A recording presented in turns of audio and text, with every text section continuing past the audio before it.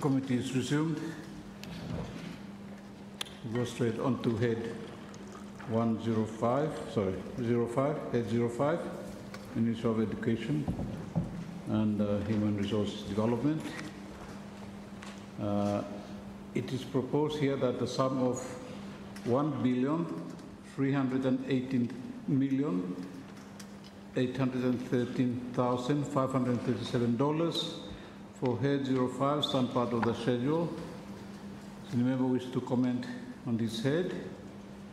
For your reference, the details on pages 60 to 103 of the draft recurrent estimates, and the PAC's findings and recommendations of the head are on pages 36 to 41 of the PAC report on this bill. Any comments on the head, please? Thank you, Honourable Leader of Opposition. Yeah, thank you. Thank you, sir. Under law headquarter admin, exam fees have now been zeroed for Minister and explaining policy then. Thank you. Thank you, Honourable Minister. Thank you, Chair. Thank you, Leader of Opposition. Education is part of free education for exam. Thank you. Thank you. Honourable Leader of Opposition. Yeah, thank you, sir. Minister Barrow said Bakaturuna, Mr. Seven. This one many years now, you may like for zero. And so first month for me achieving but good something. You know, the students and parents struggle for PPM fee more, then you miss slap exam fee on top more. So I mean, but good now. Finally, the policy decision has been made for remove them, for not charging all the students. So very good indeed. Side law long service benefits, again under law headquarter and admin. We see a significant actual amount along with 2024, and then what the estimates belong with 25, 26, semi double that one. How many now long service benefit you have estimated to cover? Thank you. Thank you, Honourable Minister.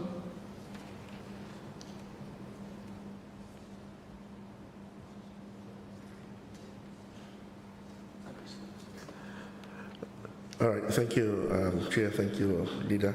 This long service benefit him only for Okatalo public service, work under the headquarter. Thank you. Thank you, Honourable members. Perhaps before Leader, you speak again, to make consideration a bit easier, can we go by page so that we can dispose of? Then, of course, in the pages, you will see some of the recommendations by the PAC so that the Minister can address the recommendations directly if we go page by page of the report. Where at the same time, for the figures, we refer to the estimates. But basically, as I said today, matter of policy, the questions can be raised under the reference of the PAC report.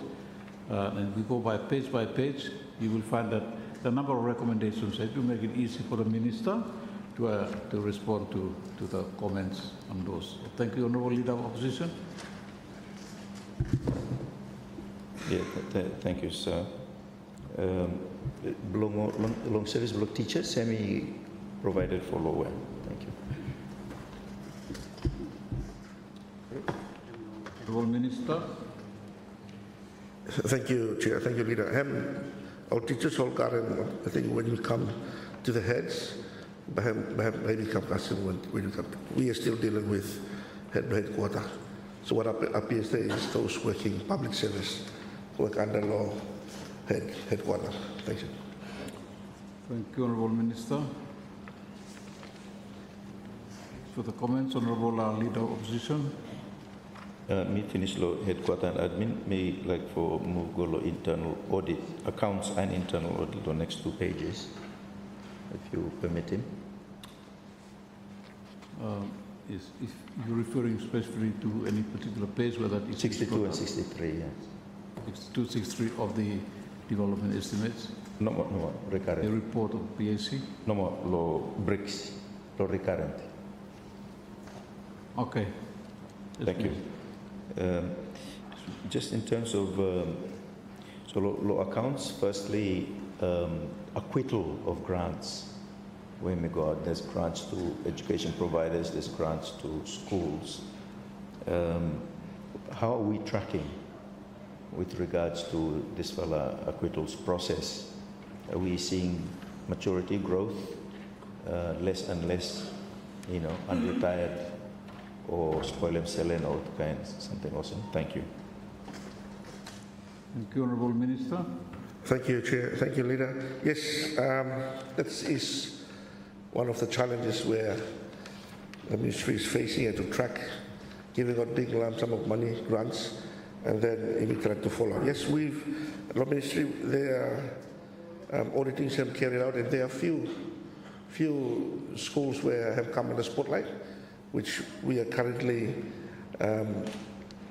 working more, investigating more, and get them and interesting findings. So our ministry is working on doing the investigation through under the audits. I think there are about 4 or 5 of those schools where we are currently doing auditing, and we'll find there are certain challenging things inside where we will be working with to try to rectify, and if found any wrongdoings, then they will be held accountable based on the laws and regulations we got in the ministry. Thank you. Thank you, Honourable Minister. Honourable Leader of Opposition. Yeah, thank you. So how many cases now law internal audit or Council for Holemogata people responsible, accountable, where acquittals no straight or liable receipts or whatever? Honourable Minister. Thank you. So far, under law schools, we have about 5 cases for schools. For EPs, we may not got any record from EPs, but schools, we got about 5 of them. Thank you. Thank you. Honourable Leader. Yeah, thank you. That's a very good record, Mr. Chairman, and good for keeping that one up. But it takes me to my next question. When looking at the establishment, Blongo, both the accounts and internal audits or accounts has 18 and internal audits 7 law establishment. Whether that is enough, we're talking about $1.3 billion budget. Probity is very, very important. I'm wondering whether this is adequate staff look to follow units here, or there should be more to make sure that the expenditures are appropriate. Thank you. Thank you, Honourable Minister. Thank you, Chair. Thank you, Leader. As we mentioned earlier, we are faced with challenges, and that is one of the real challenges that we're facing with the capacity. We're dealing with huge budget, yes, you're correct, and with the capacity, we need to increase. We want to need some more, yeah? But that's what we have, funds, money to employ some more, but the capacity is an issue where we are facing. But what we have is what we maximize, and we try our best to make sure that we are on top of funds that has been given out towards grants to schools, EPs and all that. Thank you. Thank you. Honourable Leader.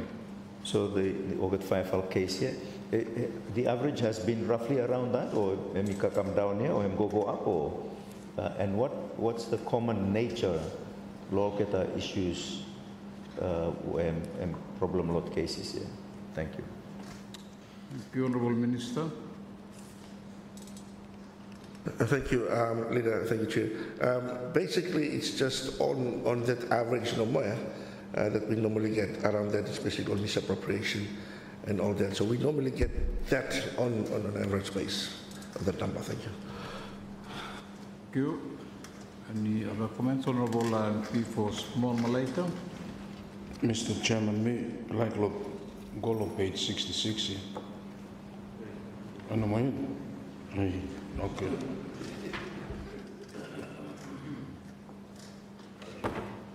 Page 37 of the PAC report.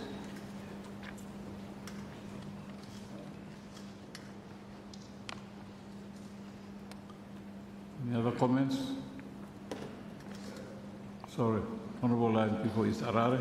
Thank you, Chair. Look, page 62 yet. Training provincial. Accounting code 22407 101 05002. Increase there, quite substantial increase. Perhaps Minister Sabe explaining no malumi what now included law training here. When Barawa increase now law side law estimates for this next year's budget. Thank you. Thank you, Honorable Minister. Thank you, Chair. Thank you. And before yes, as you may now rolling out the Education Act 2023, decentralization of certain things have to go down on the province land. So this one is basically to support the funding code, education funding code, to attend to the EPs here on financial support block. And when we roll down the Wakatawaka, it may make an increase local payments to those officers. Thank you. Thank you. Honorable Chair, BLC.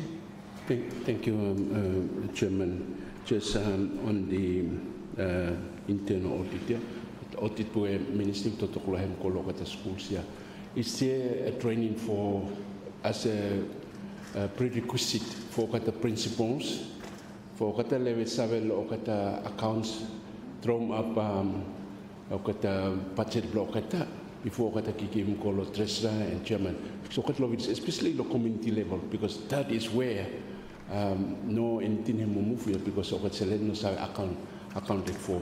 Do you conduct training for all the principles and or same before what Satikam opposed? Thank you, Chairman. Thank you, Honorable Minister. Thank you, Chair. Thank you, Leader for Bills and Chairman for Bills and Legislative Committee. Yes, we do. And normally, we do have professional development trainings for teachers, school leaders. And we normally engage with professionals who come and do the PDs in terms of professional development. Just this year in the Garden Lomit, around June, we have all the principals who have come attending a week-long here that we held. This kind of information sharing and trainings to help our leaders to do financial management and administration and all that. So yes, we do have it. Thank you. Thank you, Honorable Chair of BLC. Thank you, Chairman. Thank you, Minister. That's very encouraging. And you for contacting the training, particularly for the principals. What no findings believe this time? Are they making difference in terms of accountability in the school for their financial resources? Thank you, Chairman.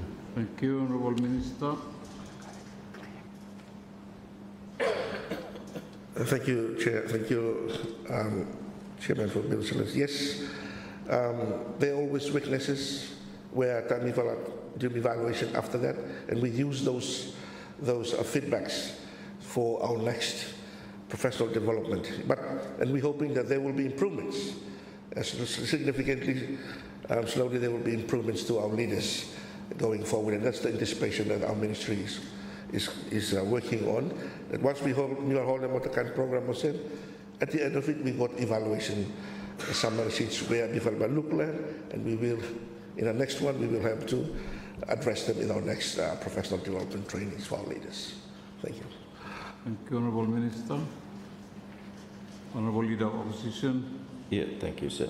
Just to side law internal audit, so we know that the output law get good. You have a very large allocation, and it's important that internal audit are really flat out making sure everything's going to plan. Who monitors output logger so we know they're covering of the 1.3 billion they're sampling maybe 2 billion, half of it or something also to check, especially a lot of high risk areas or some grants and also who monitors that and who makes decisions on where they should do their internal the audit. Thank you, Honourable Minister. Thank you, Chair. Thank you, Leader. Yes, mostly the responsibility now is with the EPs. And the MED, we are supporting the Minister EPs, the education providers. All right? They are the ones that have been entrusted to look after the schools who are under law jurisdictions blocked. And for MED, we provide that support to the EPs. Thank you. Thank you, Honourable Leader. Yeah, thank you. This is a matter I think Minister of Finance needs to pick up Lohem, just for tighten him a little bit, and the office of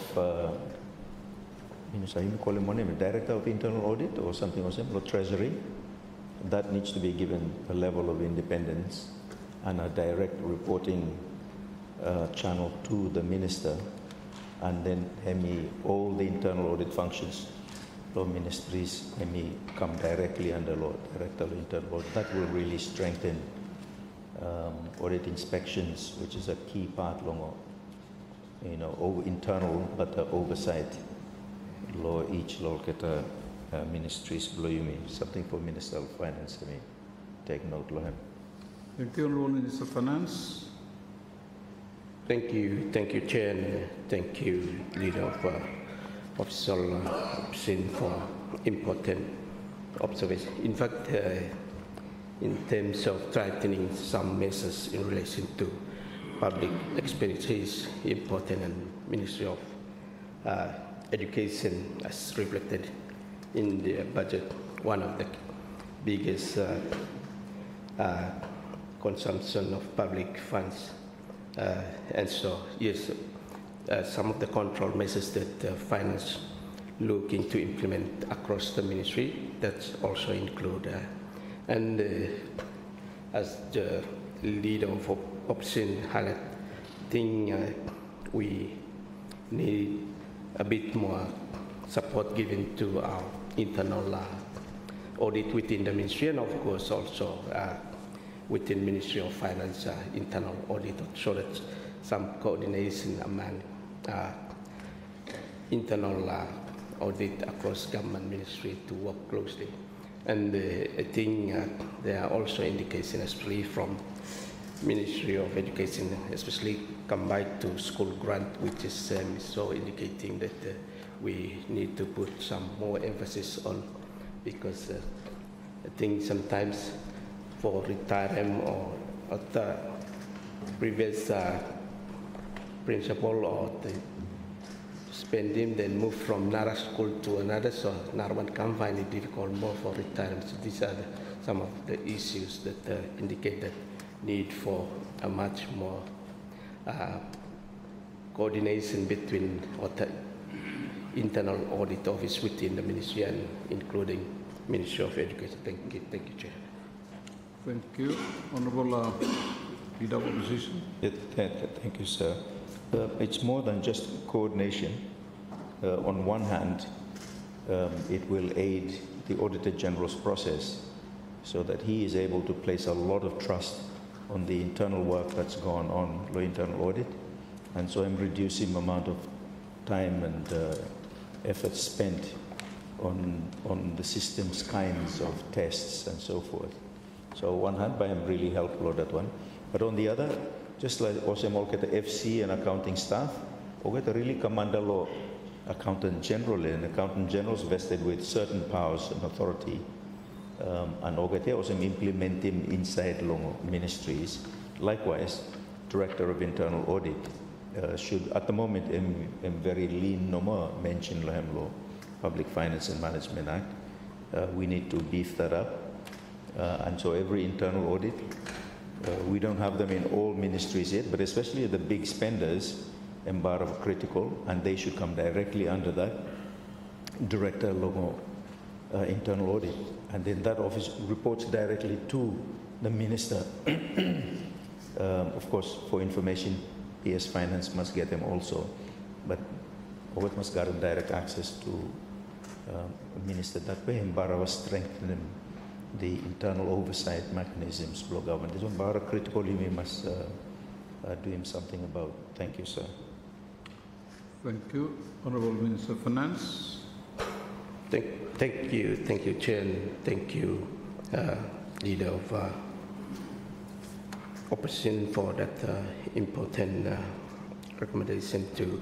In fact, that's one of the indications from the 365 year that a need for a structural alignment that is also important, because that BIAM help too in terms of how the system reporting BIAM helpful, and setting the recommendation from PAC that also important for how you may have a need for leverage, especially realignment and also some structural alignment to also help in terms of monitoring and of course reporting. Thank you, Chair. Honourable Minister, any further comments? Not, I'll put the, sorry, Honourable Leader. No, you know, put one question, big one, this one, so. Just Longo, page 65, asset management. So Longo Asset Management, this whole unit, they do obviously very, very important work in our, it's a growing sector, this whole education sector, and given the population growth, we're on a backlog too in terms of number of classroom spaces and also what's the goal? What are we wanting to achieve in terms of adding classrooms? Obviously, we want to add classrooms fitting birth rate is we're unable to do that. Realistically, what's the goal? What we're trying to achieve each year? Thank you. Thank you, Honourable Leader. Honourable Minister. Thank you. Thank you, Chair. Thank you, Leader, for asking the question. That's the aim that my ministry is targeting. If we listen to my debate yesterday, the number is keep increasing, and it's becoming bottleneck. We start for this year for all the examination classes, year 9, 11, and 12. It stands about 26,000 students set for those exams. All right, and going towards the top, year 11, and just small in number. So for accessibility, I think when we come to develop budget, we will look at the actual classrooms and staff housing and others. But our aim within our DB is if we can grow, if we can build more classrooms, create more access so that we can accommodate students starting off with a bigger number starting from early childhood going up to primary level, junior secondary, and then going up. At least we maintain that number. But at the moment, it's become bottleneck. So our target is to increase the senior secondary level. So even with our donor partners' support, we are targeting also to build or to create more space, especially at the senior level, so that you can accommodate more the students going up. I think that's the target of our ministry, especially for infrastructure. Thank you. Thank you. Honourable Leader of the Opposition. Yeah, so I suppose what I'm looking for is some indication of, okay, so by law Form 4, you may need him so many classes or some added each year over the next 5 years or 10 years or whatever. Form 6 by SMSM or SEMS. So, you know, we can't do it all at once, but over time we may try for catch up. At least we're on top of it, and then we keep growing from there. Thank you. Honourable Minister. Thank you, Chair. For education at the moment, the current number of schools or infrastructure that we are currently building is about 25 at the moment, and we are anticipating next year, we should complete under both DB and donor support. We should be completing about 26, we're hoping, and then we should create more. So to give a certain number, leader, I don't have it at the moment, but we will, as next year, we like to make sure that next year we are on target. We need to know how many buildings, because at the moment, since we were still trying for completing buildings, we have started 3-4 years ago. All right, so we like to thank you, finance, for increasing DP blooming. We wish we have money. This year we have only 16.7 million for completing those, but I'm hard. But finance, thank you for him doubling. So I'll get 33 million now. And this is to finish off what's Bivalkante building, and we will start to add more classroom. And this patient leader, we like to build in every classroom, every constituency, so that we can create spaces going forward. And that's the aim. Right, but again, it comes back to finance. Bivalkante go fines have cut back. But this year, have say, they give him you. So I'm doubling. So thank you, Minister of Finance. And next year, I will be putting my teams, especially Lord Asset Management, to make sure to complete more than half of these schools, 20 plus, so that we can start with new projects or new classrooms, new dormitories, and then creating the access going forward. Thank you. Thank you, Honourable Minister. Honourable Leader of Opposition. Yeah, thank you. I would encourage the government, finance, Prime Minister, planning, of course, and education. You me count for this one. This is good investment. Let's borrow big. Let's catch up with the backlog. Let's be on level. And then each year you may incrementally grow under budgetary resources. This is the greatest investment we will ever make. Better than the roads and the bridges and the airports, as important as they all are, so that we don't have this situation of standard 6, well, standard 6 not so much now, but still space and problems. So Form 1, some will drop, Form 4, some will drop, and so forth. And by borrowing, by you pay back no more, because we hope for much better productivity and output to come from such an investment. So some thinking big needs to go into this, and it should be spread over a few years, not too long, and then we work backwards and say, okay, what do we do each year to be able to meet that? Otherwise, you may be building 26 classroom law in 2 years or 3 years here. Procurement to hold me down here. Or an emergency come more, or you may host him or something more, or something, take him selling more, classroom go down more. Then it'll take too long, and we will never be on top of this huge need in front of us. Thank you, sir. Perhaps the Prime Minister may want to say yes. Thank you. Thank you, Honourable Prime Minister. Thank you, Chairman. And I do thank the Leader of Opposition for that important observation and proposition. Certainly, between finance, planning, and the Ministry of Education, we'll look into this. As we all would agree, investment in our human resources, I would feel, are the most important resource. So that's an important proposition that we'll look into that. Thank you. Thank you. Any further comments on the Honourable Chair of VLC? Thank you, Chairman. Very interesting discussing where it may happen. I think even now, looking at our Minister Mila came tintin where you got but whether by him practical for Putim ko kata school law constituency, 50 constituency yeah, at the moment, but he struggle with him, so resources. But looking at the premier schools, senior schools, blaming where the para current pressure this time, dormitory, but no fitting and that pressure will continue to be exerted. And I think that is another immediate issue for addressing, because the demand, Hemicorna, local school here, King George, Tenaru, Selwyn College, and list goes on.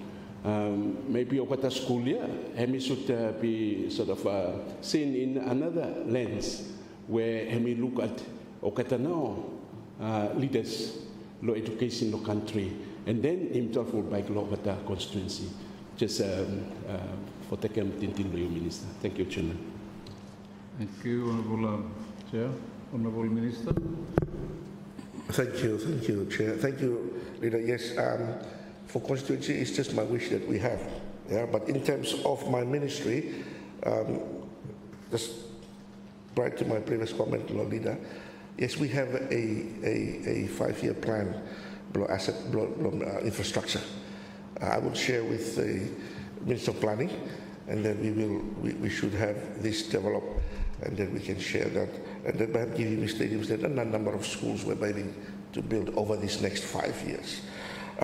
Leader, Bill's Chairman, that's the exact plan that Nivalgarem is starting next year in terms of creating access. We will be building those senior schools around Honiara and Okata Mea so that we can create more space so that the students can come through. So we are anticipating to start that one next year through our DB and also through the ADB 10-year, 5-year, not 5, 6 years program plan, and also through the DFAT, we will be building, creating dormitories and other buildings to create more access in our national schools like KG, Garikama, Imigarem, senior schools will be able to create that access. Thank you. Thank you, Honourable Minister.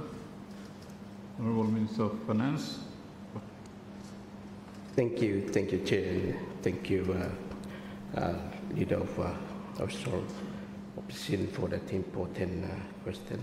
In fact, we acknowledge that the need for providing more classroom because of, if we look at the growth of our population now compared with the growth of our economy, that's a challenge that we face. But this is a very important service that we already, like the Minister mentioned, working closely with our multilateral partner, and ADB also putting some support through what the problem that you may also facing in terms of comparing economic infrastructure and sector infrastructures, especially education or health.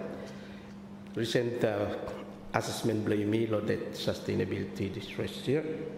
UMI no longer access to grant. No, we only, but I think the encouragement you've given to government to borrow more and look at these areas that need of infrastructure. That's something that but already we doing that one with him education, and of course health as well with him World Bank. Thank you. Thank you, Honourable Minister. Honourable Leader of Opposition. Yeah, thank you. You may know what in this one long assessment long debt to GDP you may and grant, or whether you may not take a grant. Let's take a really proactive approach. This is a great need to our sector, everyone, health and education. And then you may think big a little bit and act big, ambitious. So we get up to where we ought to be. And then from there, natural growth. And they will pay dividends. The economy will be producing more because people will be much more productive. If you meet thinking normal budgetary resources, by budgetary resources, cake where by him grow small all the time. It may appear 6 billion now. Time you adjust them for inflation, him no 6 billion. By him go down. Then you look at population growth more, per capita income, there's wars go more. Here him no paper no more 6 billion. Then go to procurement more. Most of you all in transit down him no more, no anything. Because we're constrained in these things, but we have to move forward. The growth is in the people to what important sector. So I'm saying let's think a little bit differently about this. And if we have to, you may borrow to get up to it. Autonomy, like for agent government, for really seriously. So, this was a plan below you law asset management. Plan here, me nothing him get him you me up to where you me on top of the backlog. Plan here, just told him okay. If you do most by good, get us up to where we are on top of it. That's the aim. Same with him, primary health. We have to really going. That's why Minister Blow, Education Minister will to favorite Manlumi, because we really have to get over on top of primary health. When we come to it, we'll talk more about it. But me encouraging you folks to think big and be ambitious. Thank you. Thank you, Honourable Minister Education. Thank you, Chair. Thank you, Leader. Your points are well noted. Yeah, thank you. Thank you. Any other comments, Honourable Minister? If not, the Honourable MP for West Harare, Chair of PLC. Thank you, Chairman. I'm on page 66. Am I moving fast or backwards? Chairman, just sort of asking Minister, law other charges by looking at me, but go down, then low down, no more low last one, low there, low MP's scholarship, and now him go up. If you could, Minister could just enlighten the committee as to what now policy where him at play here. Thank you, Chairman. Thank you, Honourable Minister. Thank you, Chair. Thank you, Chairman, for Bills and Legislative. Yes, those main decreases, as you saw this year, before I seems the issue here. We finance say you will have to look within yourself. So through other charges, we will have to relocate our funds. So much of this decrease, a lot of charges have gone towards for back pay for teachers for next year, where we will have the biggest increase of 129 million, where we will have to find it to fund the back pay for our teachers.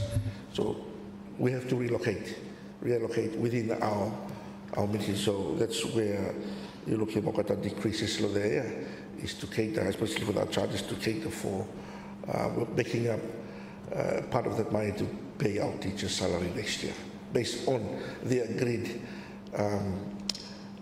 where Senator have doing within within government. Thank you. Thank you, Honourable Minister. Honourable MP for Small Lake. Oh, sorry, Honourable BLC Chair. Thank you, Chair. Thank you, Small Lake.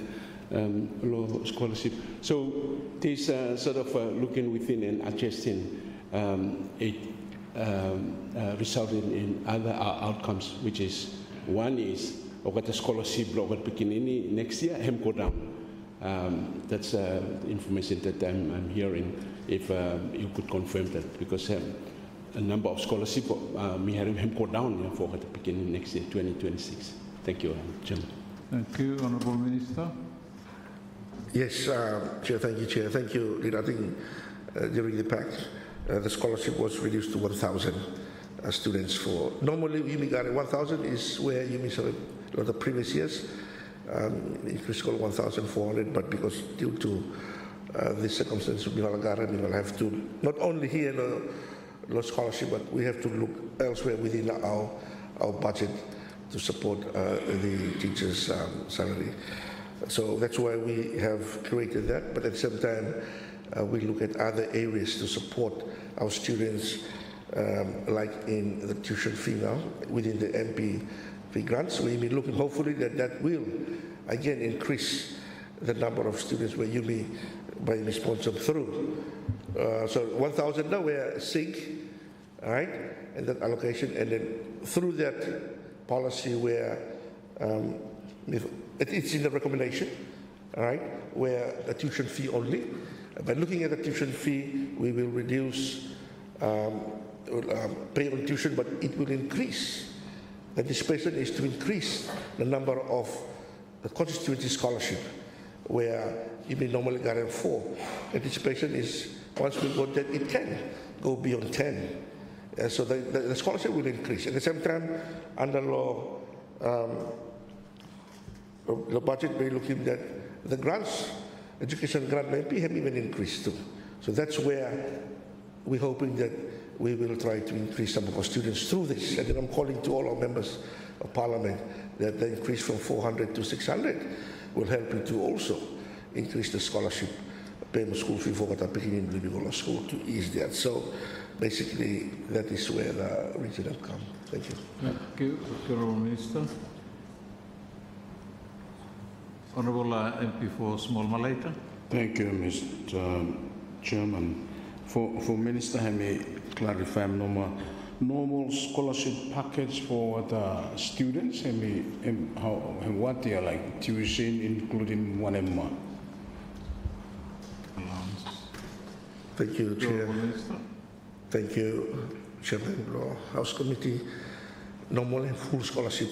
Full scholarship meaning we are paying the tuition, and we are paying, if we want to stay overseas, then we pay return tickets.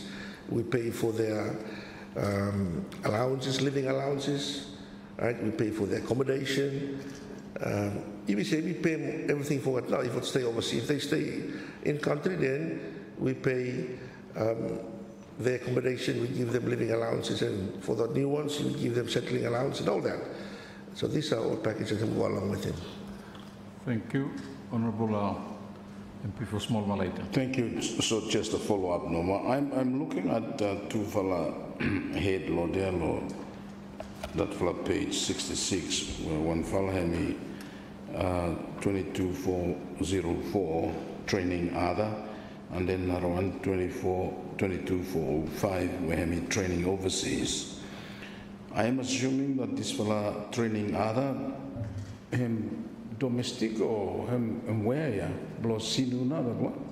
Thank you. Thank you, Honourable Minister. You read it? Yes. Thank you. Honourable MP for Small Malaita. Sorry. Minister of Finance. Thank you. Chair, just to a little bit add on what the Minister already said, that I think the policy rationale behind these changes, that because MP scholarship much more broader in terms of benefits compared with the 4 scholarship that constituency. And so idea reducing the number of 4 and then increasing the MP's grant here so that the benefit have much more, especially because I'm tuition fee only. Thank you, Chair. Thank you. Honourable Member for Small Malaita. Thank you. I think the Minister clarify come good. So this fella MP scholarship we have me go up here now. Me like say a little bit. Me understand him that who come Kasim last year. 4 awards now. Members have or allowed for approval more endorsements for no more. So this time I'm increasing now, I think. So me like for Savi whether I'm increase Kasim what kind of number and what the process for follow me same no more. Thank you, Mr. Chairman. Minister. Thank you, Chair. Thank you, Leader. This fella MP scholarship there, even no mixing. That one have discretion where I have come live. The 4-year have inside the law constituency award we have part of the scholarship. We have to apply through Los Saitesa. They apply online. Somewhat apply online, then it goes through the process, and then constituency have taken off 4. So that one, you may like for put him on tuition only. So once we get it on tuition only, then we will increase from 4, and we should get an increase on that. Yeah. Thank you. Thank you. Thank you, Leader of Opposition, but follow but me no more. So as I understand it, or how me make them come here, every student would apply for normal Saitesa. Yeah? Then Saitesa or to pick him whatever, or to have pick him, then not give him come recommendation. One for list or we will receive him. Some of the time him 40, some of the time 90, some of the time 10. Then we pick like before come here 4, yeah. So me like save number same or him increase. Thank you. Thank you, Honourable Minister. Thank you, chair of the House Committee. But you, I put him on some number for make him increase based on tuition only. So by what come through the process, the number where will come here, maybe 20 na ba apply come here. Time come, time why you reduce is because of the full scholarship that you're paying everything. Now, policy here is something that it will have to go through the House, have to pass through caucus, have to get a blessing from the cabinet before, otherwise we have to go back to the current one where we can follow the four. Once it's passed through, then we will look at hoping to get tuition only, meaning that by you got an increase number of scholarship. Thank you. Thank you, Honourable Leader of Opposition. Yeah, thank you. So this one, unfortunately, that for policy, you will only restrict him normal or 4 block per constituency, but you shouldn't be restricting it. So time mo apply online or go NTU here, and not say what apply from Honier. Oh, I'm garam house for Honier. I'm staplo house, I'm kilo house, bus fare no more. So they could arguably also be tuition only students too. Yeah? So you should go beyond constituencies, and even general one, a portion is tuition only. In that way, you may increase in number totally now. Losinu and USP Center Law here and so forth. I think you should be a little bit more embracing that one. The other aspect of him is with regards to senior, the fees are too expensive and unjustifiably so. Vice Chancellor come in front of Parliamentary Expenditure Committee last time and admitting that the fees are expensive. And so PS was law there, and we encouraged them to talk about this matter so that we're paying for more students to be there. I mean, a course of $8,000, per unit per semester. It's not per unit per semester for 4 units. It's just way, way expensive. And we asked for a basis for how it's set out fee. Hey, we're not giving to, but they admitted that it is unreasonably expensive. The fees they're charging within current budget estimates, you may send everyone go to China, will be paying less. Of course, it's a different economy, different scale in terms of student numbers and so forth. So I'm not directly comparable, but we're looking at the costs and we're saying, okay, return on the buck, we could compare and look at options. But we do want to strengthen seniors, so not to undermine it, but at the same time, not charging fee karange. It has to have some basis, some reasonable basis. So I think that discussion is very important here. That one combined with tuition only, not just for constituency, but another category within general one, merit one. And I think we should be able to support many more students. Thank you, Honourable Minister. Thank you, Chair, and thank you, Leader. I think that the intention of tuition only is where you start like that. It's not constituency only. It's open up. So when we open up, we are creating more space, not only for the constituency, but for the wider committee we apply through that. So the intention of this policy change is far beyond the constituency. We will accommodate constituency at the same time, maybe got enough for those. Everyone attached to constituency, no matter people of Solomon Islands, they're all attached to 50 constituencies. So it's fair to say that it's for everyone. I think that's the intention of the shift of the policy change. And for the senior one, it's well noted, right? I think it come through PAC. This is taking into consideration. But let's be realistic. No matter that cost to blow things, it's very expensive as education. But it's before the senior, and I will leave them to address it with the school fees and all that. Thank you. Thank you, Honourable Leader of Opposition. Yeah, thank you. Budget loss senior per year, 137 million. For every something or do you give him full 137 million here? Oh, no need for payment fee now. You give him development budget for theatres and lecture halls and all something or something too. So this discussion must happen here. I'm surprised. It sounds like it hasn't happened. I was hoping that 2026 you may come to, for one semester 2,004 units. So 4,000.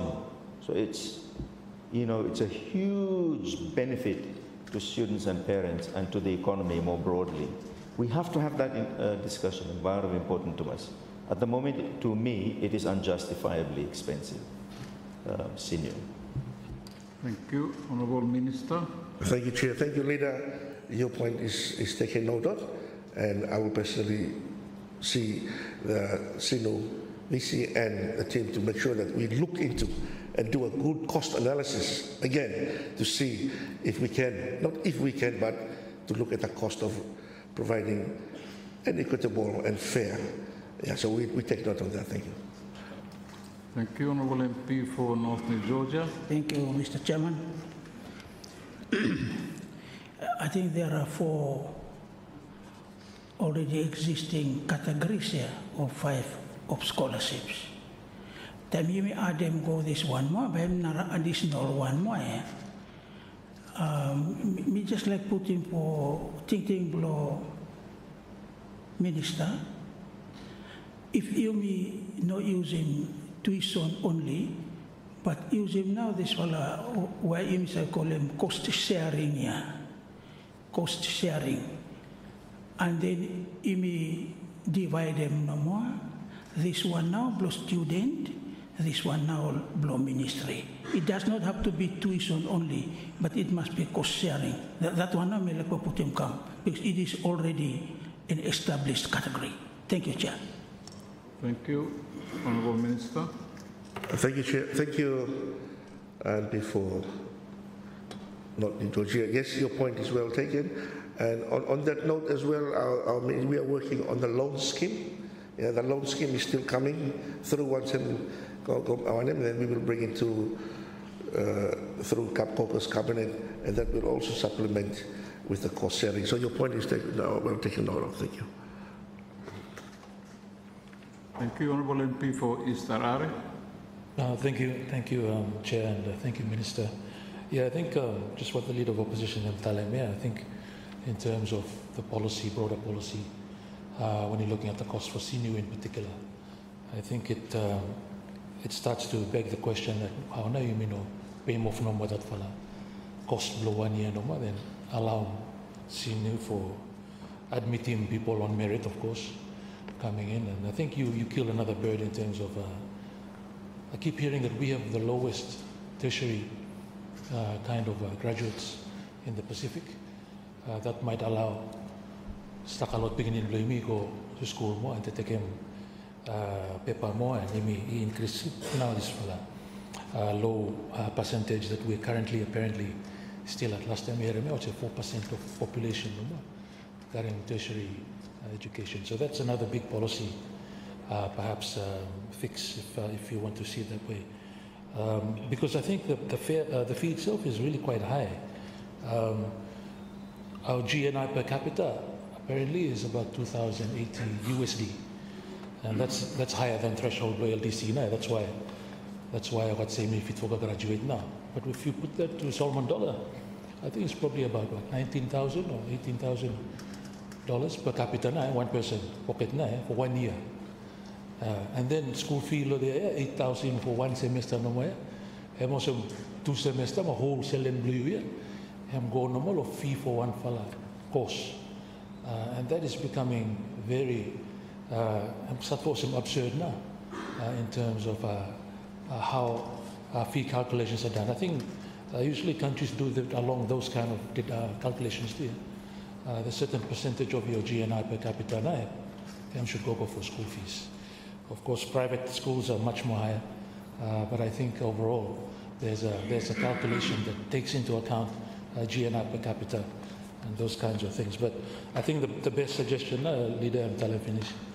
I think for senior in particular, I think for USP we try to look low kind of thing because that's a regional. But for senior, I think there's a broader policy question here that if GNAT will agree with him no more. You will combine him 137 million free education where we already decided to talk to Mastaka about it. You will do him now, and that's a big plus I would think in terms of moving forward for a few of those, killing a few birds with that one stone in terms of broader policy. But I see that there's some deductions here, and I take into account already the explanation coming in that it's come on perhaps through the other increases here as well in terms of scholarship. But I would really want to hammer the point that Leader of Opposition Talem Namofu really seriously think about this. Minister of Finance, Ginati will get together and really look at this seriously. I think there might be a better way that we can do this for me. On exams fee, I'm very happy because Muslim Sakalumi pepe exam fee too. Time exam kame, everyone kame kakarako exam fee number 2. So I'm really happy that you've taken that bold action to zero now. And overall, no budget blue and increase here. Hey, me feel happy to mas. Me decide me bar or happy to mas learn. Like I'm looking go up more. Yeah, if you will need for account for him, what good something for account for him now? Also, leader him tell him, you make account for good something also. Because investing in our people, it's going to pay itself back. So thank you so much. Thank you. Comments on that, Honourable Minister. Thank you, Chair. Thank you, MP for East Arare, for your comments, and Leader. We take note and we will definitely look into that area. Thank you. Thank you, Honourable Chair of PAC and Thank you, Chairman. Yeah. Chairman, I didn't want to raise this point, but I think it's the right time for raising now. This is a point here, and that is there seems to be, some identified, reductions and increases lower the figures that have been put together in this budget. That then creating, some kind of a suspicion as to what we are doing. If you look at the development budget, provision that Mgolongo Sinu, for instance, it's around 50 million. And then you look at the reduction that we are causing to the training, both others and overseas here. It's around about 49, going up 50 million to year, I must say. So this is the kind of a trade-off that is happening within the sector, which I think, coming back to the point that others have been raising, low education, you cannot do that trade-off, I must say. You must continue to increase that allocation. That's why we made a comment in recommendation, page 40 of our recommendation, that when you started to reduce him now, the scholarship number, not the value put to it, we are saying to you that please, you stop decreasing, you must continue to increase it. And I think we all understand the reason behind that motion. So I want to make that point no more. I've noticed that in the inquiry, and now I just want to put that across to both of you, the ministers, that you must stop doing that kind of a trade-off within a sector. So if you look at what is allocated to Sinu law this year, if you come to the development budget, it's around 50 million. And when you look at the reduction of training that you may do him, it's around about 50 million too, emotion. So when you analyze those things, it shows one message here that we are doing a very bad trade-off, possibly because of, normally you do a trade-off where there is a scarcity of resources, emotion. But you cannot treat them like that, emotion. You cannot treat them like that. And you cannot treat that in education. You cannot treat that in health. I have no more message that me like for Putin law, Yomi. You must continue to maintain it. I don't think it is fair for us, especially for the young generation coming up looking for opportunity. Then you may say, no, we are going to put a cut to you and then give this for this. No, that's a bad decision, law education investment. So that is the point that me like for making, sir, and me no expecting me to also react to that, but I think we should stop doing this in future. Even if, there's another issue that came up about meeting the commitment law, the one in Sinta or something or same, yeah? And there is also a trade-off that is made to within that sector too, and also law, I think law establishment, law, public service too, I must say.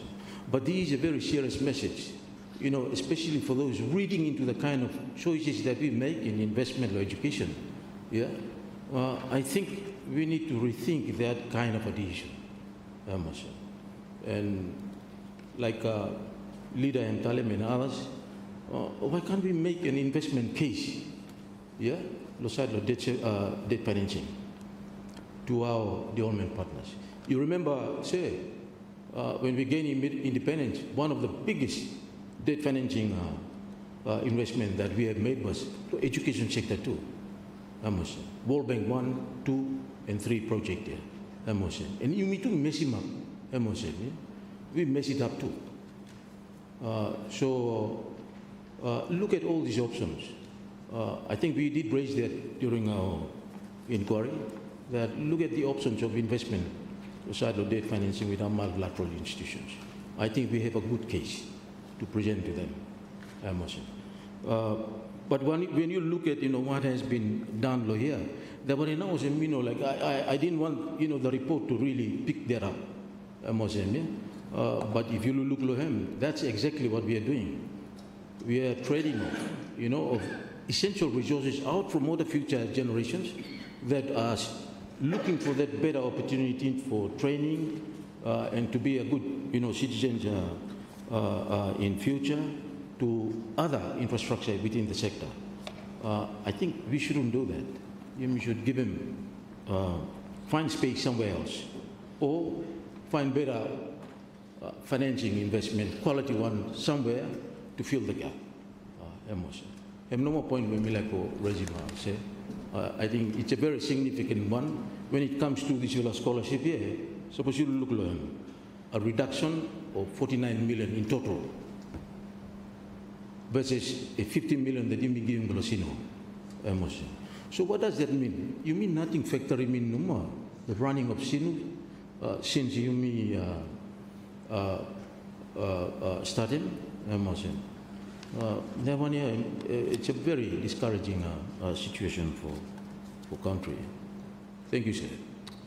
Thank you, Honourable Chair PAC. Honourable Minister of Finance, to comment on the observations. Thank you, Chair, and thank you for very important recommendation, especially law how we treat our important services that we want to deliver. I think point for noted, Chair, I think there's a one-off payment that once have been done next year and allow the big space for that one. So that's something that to note it, especially with the agreement that government team seen that thing. Thank you, Honourable Minister. Honourable Leader of Opposition. But there is fiscal space. So, you know, when you're making trade-offs and you have fiscal space, unused fiscal space, then I think there are some things that are not tradable. I think this is the point made by Chairman of PAC. An investment in the future generations and one of those that should not be in a trade-off situation. But anyway, you will make a decision, but meeting him, this tuition only category, if you increase in the number, it will mitigate the fall. So it shouldn't fall. It should still stop low levels when stop them and increase, and especially also low skills sector. Yeah. So fall down, the numbers here now must not fall down. The other issue is the rate. This is an issue we raised with the ministry, both lo PEC and lo PAC. Rate lo scholarships, believe me, is overly generous for food scholarship. But student allowance, let me talk about it. I'm going to minimum lo difat. Yeah, true. So that's why. Pagkat sa ko complain of student believe once allowance go with darangan 2-3 days darangan no. Samval bayam ka. I mean, not good something, bayam ka, no rubbish something here, but that's not what the money is meant for. Samval dream good something, walk him house too. I mean, good something, yeah. But that's not what the money is for. It just means we are way excessive, and that could be funding other students as well. So down him rate here. About student no happy me for talent also, but we must down him. So we have more students going. This whole idea for loan here, you forget him for stand. Look low cost sharing, definitely increasing. Look low tuition only, definitely must increase him. Loan living for stand. You mean no custom that for place it. If even cost sharing him no go up here, that's an indication where you mean economy or society him ready for this one here. But cost sharing him no go up here. We need to understand why him no go up. You will no more no promote him, or there are other economic impediments. And so most him work cost sharing one understand. Leave him alone, stop it. You mean no? You know other countries, Australia, advanced countries, are now backing off from this loan thing. Because we're investing in future generation. Then you mean taking one full bag, full map inside Blackstone lo river, utum lo backside blogger, tell him carry more Blackstone more. So we must learn from their years of experience in this matter and go slow on that one. I think forget to invest time. Thank you, sir. Thank you, Honourable Leader. Comment, Honourable Minister for Education. Thank you, Chair. Thank you, Leader, for your comments. Your comments are well noted. Yes, we'll take me decrease more that allowances students by complaining to government, but we'll do what we our ministry do is maybe always, I think after a few years we do cost analysis law, various based on the country what go study learn.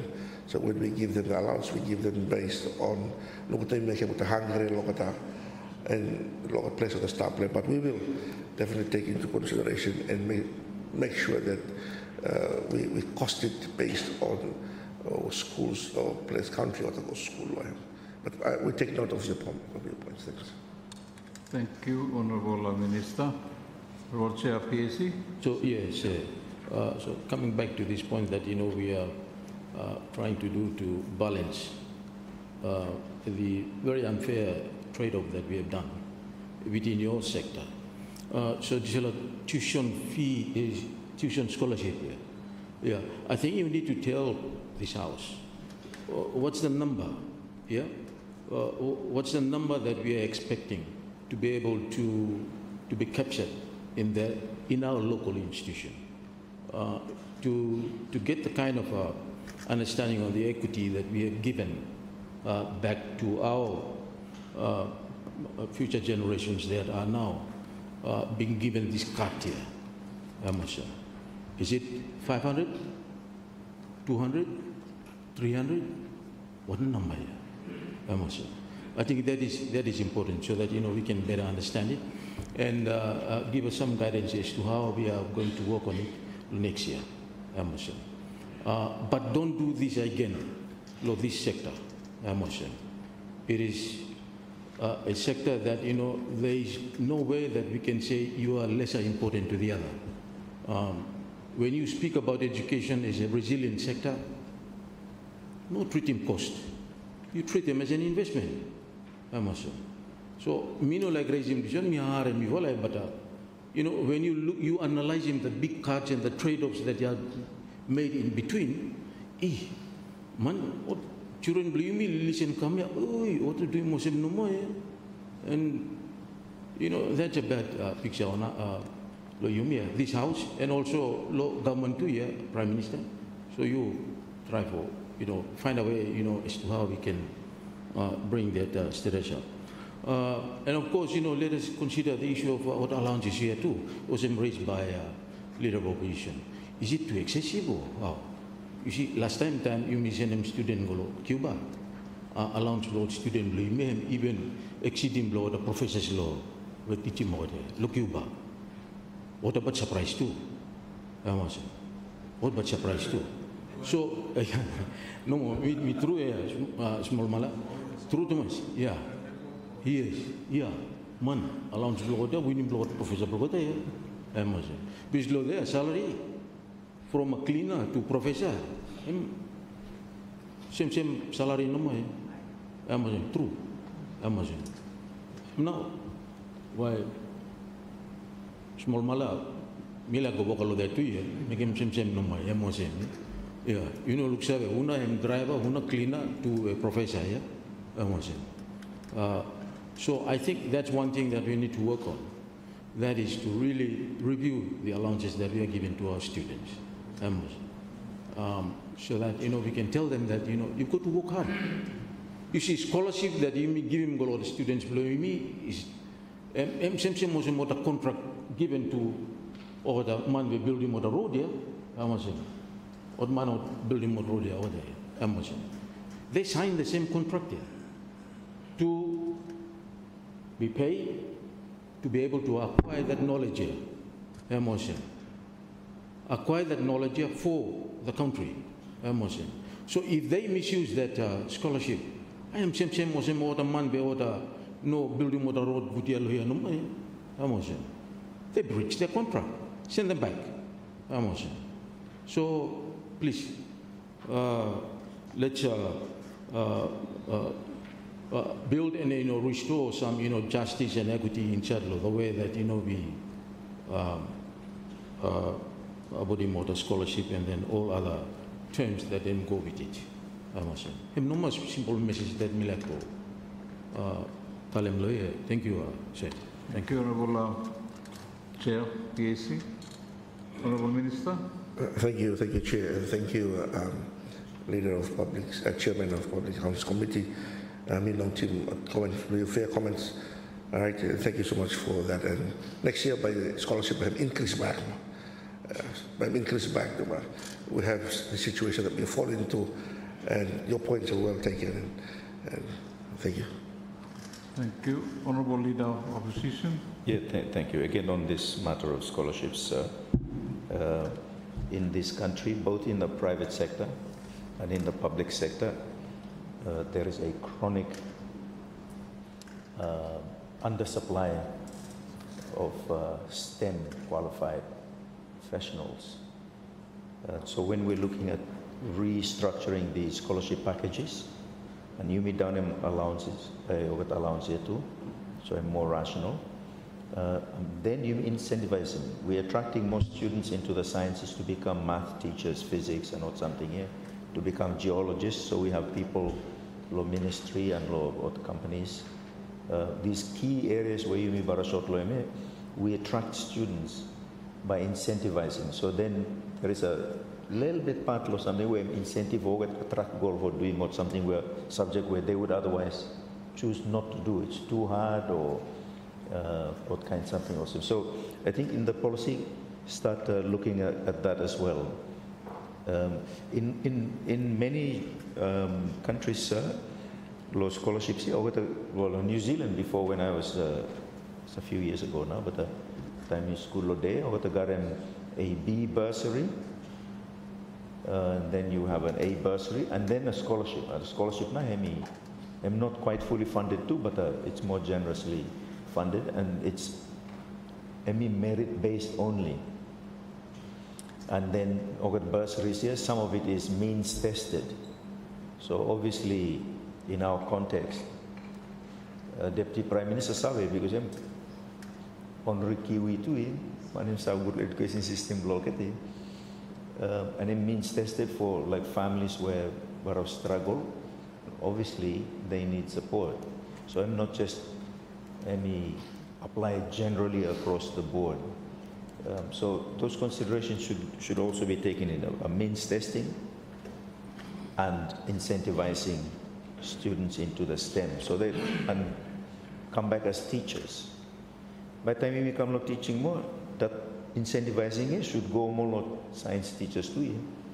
We should pay a little bit up more in the rest of the teachers more because we want more teachers coming back into the sciences and staying as teachers, not becoming administrators. Thank you, sir. Thank you. Honourable Minister of Finance. Thank you, Chair. I think point well noted, but I think to be clear to our people that the scholarship have been reduced here because once we implement the policy of tuition only here, by having increase. So that's by increase. Of course, because of we still working because of Citation deal with the scholarship, so it's something that we'll leave it to Citation while the government will put a policy direction on that. Thank you, Chair. Thank you, Honourable Minister of Finance. Honourable Minister of Education. Yeah, thank you. And thank you, Leader. Your points are well noted on those areas for encouraging more students to involve or to engage in STEM education. Thank you so much. And let me come back to point Leader Timin on some question with regards to the number of increase here.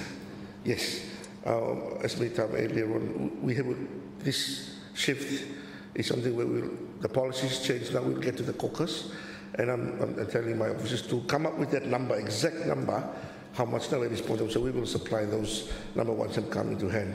If I put them through the caucus and cabinet, those numbers probably might pop up in there, and we will share with the rest of the parliament. Thank you. Thank you, Honourable Minister. Any further comments on that head? Honourable Leader of Opposition. Yeah, thank you. Just in terms of process, no more. So you've done this budget without government approving this policy, yeah? Is that what you're saying? Caucus and cabinet, no look this one and agree when you come. So there is likelihood of change, but you're asking us to approve it now. Honourable Minister. Thank you, Chair. Thank you. Not really. We are working on this budget allocation. We have something for 4 we have within already in our budget. So the changes, it will be within there. So it will come to the paper once it's allowed for us to what we maybe agreed within this. It hasn't affected the budget, but it is the allocation that is normally given to the constituency. Thank you. Thank you, Honourable Minister. Honourable Leader of Opposition. Hey, you will not go sense more now. You will take him come now. This is putting the cart before the horse. And not something more behind, you will go. But once you will take him come now and you may discuss him and public hear him now and know something go out now. Yeah? And allocations are there. You've explained it. We agree with it. I think no go tamper waiting more. Next budget, you will like sense more. You will just go back to look. But before you come up here, come up with something you've already decided as firm, clear government policy. So when we are agreeing to it, we know that's what is going to happen. Once we agree now, we may agree now. You will not go revisit him more, but you may not go to trouble more. Thank you. Thank you, Honourable Leader. Any further comments on the head? Not, I'm now going to, sorry. Honourable Prime Minister. Thank you, Chairman. Thank you, Leader of Opposition, on the point that you raised. That's a point well taken. Thank you. Thank you. All right, thank you. And with that comment, Honourable MP for East Arare. Thank you. Thank you, Chair. Milo, page 69, eh? Page 69. No, you may finish in another 2 pages, maybe. Go ahead. Thank you. Thank you very much, Chair. The last other charges on page 69, ECE grant. There's amounts there. I see there's a reduction there, but I just wanted to ask a question: how many schools now or institutions now for the ECE grant there? Thank you. Thank you, Honourable Minister. Thank you, Chair. Thank you, MP for East. The number is around 500 something. Exactly, I'm not taking it out, but about 520. Exactly number, I'm not sure, but it's 500 plus. Thank you. Thank you. Honourable Leader of Opposition. Yep, let me follow up on that one later because de facto doing some valor and so forth. So it'd be good to get a broader view of support along all get different levels, law sector. Yeah? But me like come back law page 67, law UNESCO. I see in the establishment, I mean 1 or 2 or 3 valor. No more law there. But at the moment, I mean 3 valor positions, but there's only 1 person. So person in charge should be a chief research officer. and then an assistant education program coordinator. What actually happens under the UNESCO? Thank you.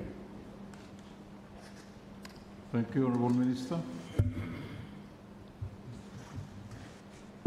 Thank you, Chair. At the moment, we have one sitting, and we are still trying to do recruitment for the other two, which we're still finding difficult to do the recruitment. Thank you. Thank you, Honourable Leader. Yeah, but what now do him? Honourable Minister.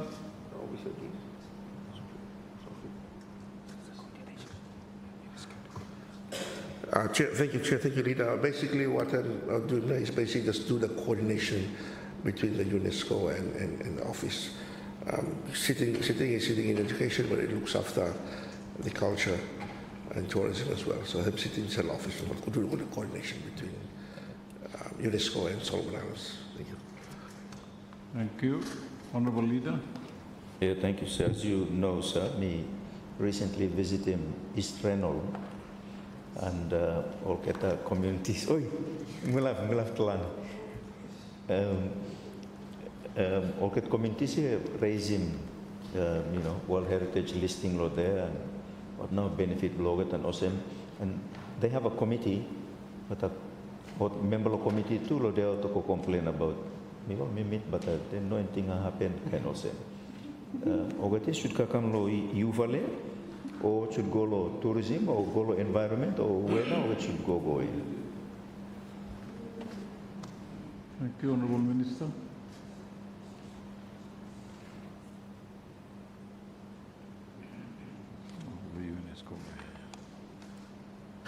Thank you, Chair. Thank you, Leader. Basically, we are working closely with both the Ministry of Culture and Tourism and also Lano Reno. Thank you. Thank you, Honourable Chair, PAC, Central Honiara. 69, Chair. Page 69. Go ahead. Oh, you may go more, yeah? Page 69. Say, I try to glance through this establishment register here, and I got really annoyed. Try to put him together now, the establishment ECE, those that might be listed to this salaries here.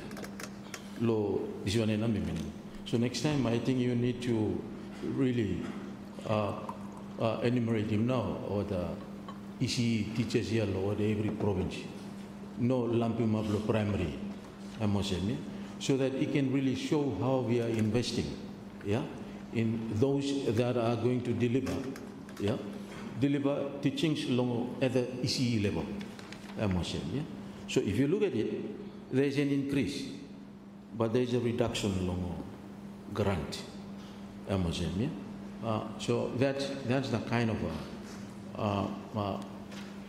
sort of assessment that you could make out of this. Increase the salary, more people are there, but then there's a reduction along reduction along ECE grant, but not big amount, very small no more. But if you put that together, and by same no more, so it could mean that running these institutions remain the same, I must say, at the same scale no more. But then we are increasing people for going there. In some ways, I think I'm good. It is good. But let's see how we apportion him, Lord. Each province is Bluyumi, the investment long human resource to deliver on ECE. Hem lacking visual establishment. I must say. That picture is not shown in this establishment.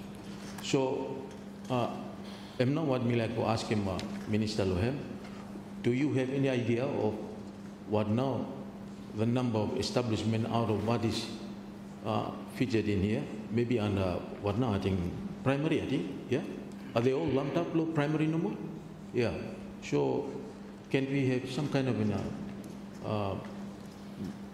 indication no more from your understanding in the way that this establishment is presented to you by your officials, number long each provinces, so that we know exactly how we are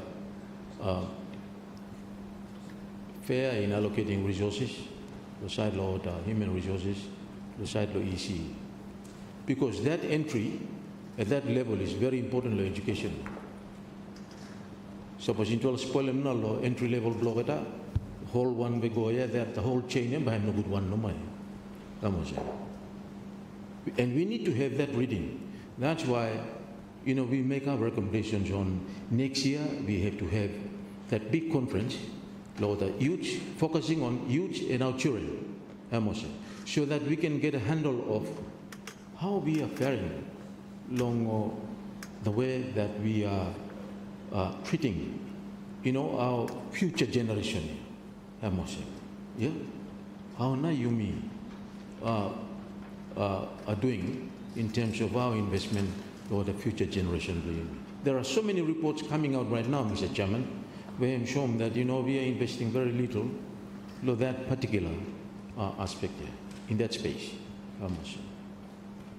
So I think by him reflected too, lo UPR, yeah, was a Minister of Foreign Affairs and coming city and the universal periodic review, by him reflected too, and it attached to issues of human rights, yeah? So, say, me like ask him, no, Minister, has he been briefed about, you know, the kind of, because yeah, it's all lumped up together, normal primary, but it would be good to have ECE itself, himself featured in the establishment. That's my point. Thank you, sir. Thank you, Honourable Minister. Thank you, Chair. Thank you, Chairman of the PAC, for your comment. Yes, me take him. Your comments are very fair, very true statement. Just looking at what we got in the EC, we are working on continued registration of EC. Just for our noting, no more that in the previous Act, EC was not captured. Now, Act 2023, EC have come in. So the ongoing input of or registration of EC teacher is currently ongoing. Even the new classification of the salary will be, we hope for finance must pay more to before they go back to Christmas. And I'm asking my finance minister to do that. So next year, once we've got all the registration, it will appear in the establishment. Because now that we've put some things together, so that's why you see how it appears there. But in our next year's budget, we will have it EC separate in that. But for the exact numbers of provinces, I don't have it at this point in time. But I will provide it to you once it's come hand, and by providing not actual province. But it's an ongoing. Remember, I think year 2023, we were just lifting that moratorium where we start to increase. So actually, what is in there, it should be increased here. By now, it should increase, and we will have more of EC teachers there. It will be shown in our establishment for next year, hopefully. Thank you. Thank you, Honourable Minister. Honourable Leader of Opposition. Yeah, thank you, sir. Some fella law get teachers here, and it's not just ECE teachers. I think generally across this whole new registration process under law new act here. All kata no sawe pay fee, but all kata now under the old regime. So kata now.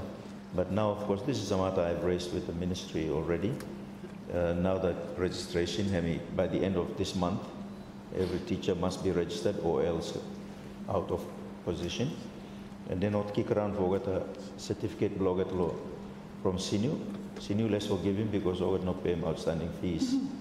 So we raised this last time with the Ministry of Public Expenditure committee for story between ministry and Sinu. Sinu appeared with the ministry and both said yes, matter for Luk Lohem. And we thought there was understanding between them for forgive him every long outstanding fees. You know, ogat maitai waka na, ogat waka and serving the sector already, and so to hold them to ransom for certificates they are unable to get because of outstanding fees. It seems to be unfair when especially when we go out several rural areas. So has there been a decision made on this matter? Outstanding fees will all get the teachers here so that they can proceed, but obtain their degrees or diplomas or certificates, or diplomas, and are able to be registered. Thank you. Thank you, Honourable Minister. Thank you, Chair. Thank you, Leader. After there's a meeting between our ministry with Sinu after the Twala, but we don't have received anything from Sinu yet. What the outcome, the meeting requesting of that. So we're still waiting for Sinu to respond to us on that particular what you just mentioned, Leader. Thank you. Thank you, Honourable Leader. It seems Ministry passive a little bit lo matae. I mean VC lo senior now lo here and say oh yes that's a matter you must have agree lo him no more. But if you leave him log it no more, they not no ring, then you know ring go more but you meet trouble because end law this month no more. The other side of that coin is if that remains unresolved, then no penalize him moget maita and ofu mogeta. You should retain them. And then that comes through, and then you deal with it. But for senior and you've no story no more, then you accuse them of not being able to get their paperwork in place. I mean, it seemed to be a little bit victimization. Thank you. Thank you, Honourable Leader. Honourable Minister. Thank you, Leader. For those students who are under SIG, that one is our part, so we're clear. But it's the students who are self-paying their own school fee. That is where the issue lies. So the discussion around with the money, when it comes to money, misalnya, writing off bad debt is something where, well, it's up to the organization to deal with it. But what we'll do, I can assure you, we will talk back with Sinu and see how best we can come up with, especially for government sponsored, it's all clear. It's just those who are paying on school fee. I think those are the ones that are really struggling to clear off their debts. Thank you. Thank you, Honourable Minister. Honourable Leader, Sir Honourable Chair, PAC. Thank you. Thank you, Sir. And I want to thank the Minister for his reaction to the early point that I made about, coming up with the kind of human resource investments or allocations that we have made to each province's law side law ECE. The other angle that I want you to keep an eye on, maybe in future budgeting, is the ratio mix. The ratio mix in between salary and other charges here, within that allocation, because that can be read differently for people for looking that a lot has gone into consumption. Nothing run him now or the infrastructure here. So if you look at the ratio mix law there, it is something like I think calculation AGM come up one time is around 3 to 97. Salary 97, 3% normal running order institutions here, other charges. You go to shift this around here. And drive more into getting more efficiency for resources now running of those institutions. So if you look at him, I mean like 2 million versus what, 57 million, yeah? The money, it doesn't tell us a good story of how you put in priority law ECE. Lesser on infrastructure, more on salary. So, you may put in more people for operating what kind of infrastructure for delivery on ECE. So that ratio here now. This is just a point no more, say, for Minister and take note of him no more. Because these are the critical, very critical measurement within the sector to show how serious we are in putting priority law investment, law resources blaming law this sector. And when it comes to ECE, say, I want to tell, inform government, no, my minister in particular, you must put some serious thinking how number by me deal with them ECE. there our future investment. At the moment, that ratio of 3 to 97 is not good enough. You go to 10 it around, bring more efficiency into lesser, but more into managing of the infrastructure. More on curriculum, more on something or teaching materials and that sort of thing for our children. No small message we like to make in this issue. Me finish now. Thank you, sir. Thank you, Honourable Minister. Thank you, Chair.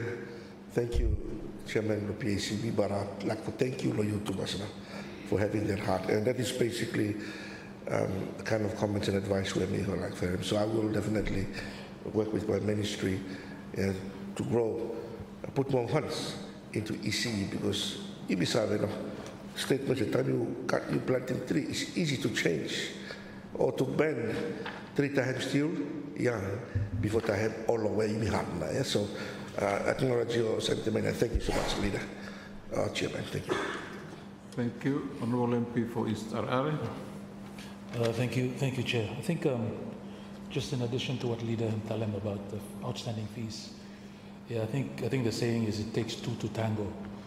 So I think one of our policy before that seems to allow students to continue to school even without paying off their fees here now seems to have come back to haunt some of our students who have been through it, and they say, what I say, if I'll go to school no more, then go no more, I got to graduate, but transcript no kakam any kind of thing. But so I think there's a policy issue in SINU itself that needs to be checked. So I would encourage, just like the leader said, to really follow up with them because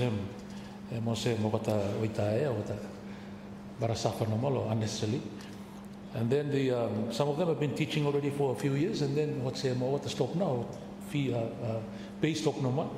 And I think that's quite a drastic kind of a penalty for them. So idea about forgiveness, I think one fella important one. We have run a lot of people, so we look for encouraging forgiveness there, and and perhaps review the policy that seems to allow at least a certain time that they seem to be allowing them to go continue.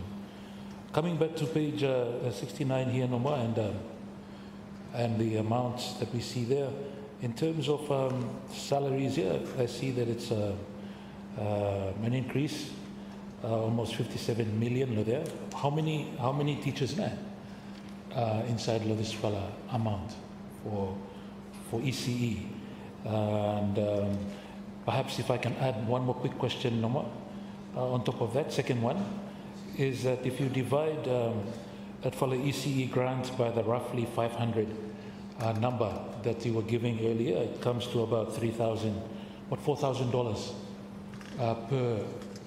per institution, as it were. I mean, it looks a little bit low on the low side for some infrastructure support. What about the use SLNF4?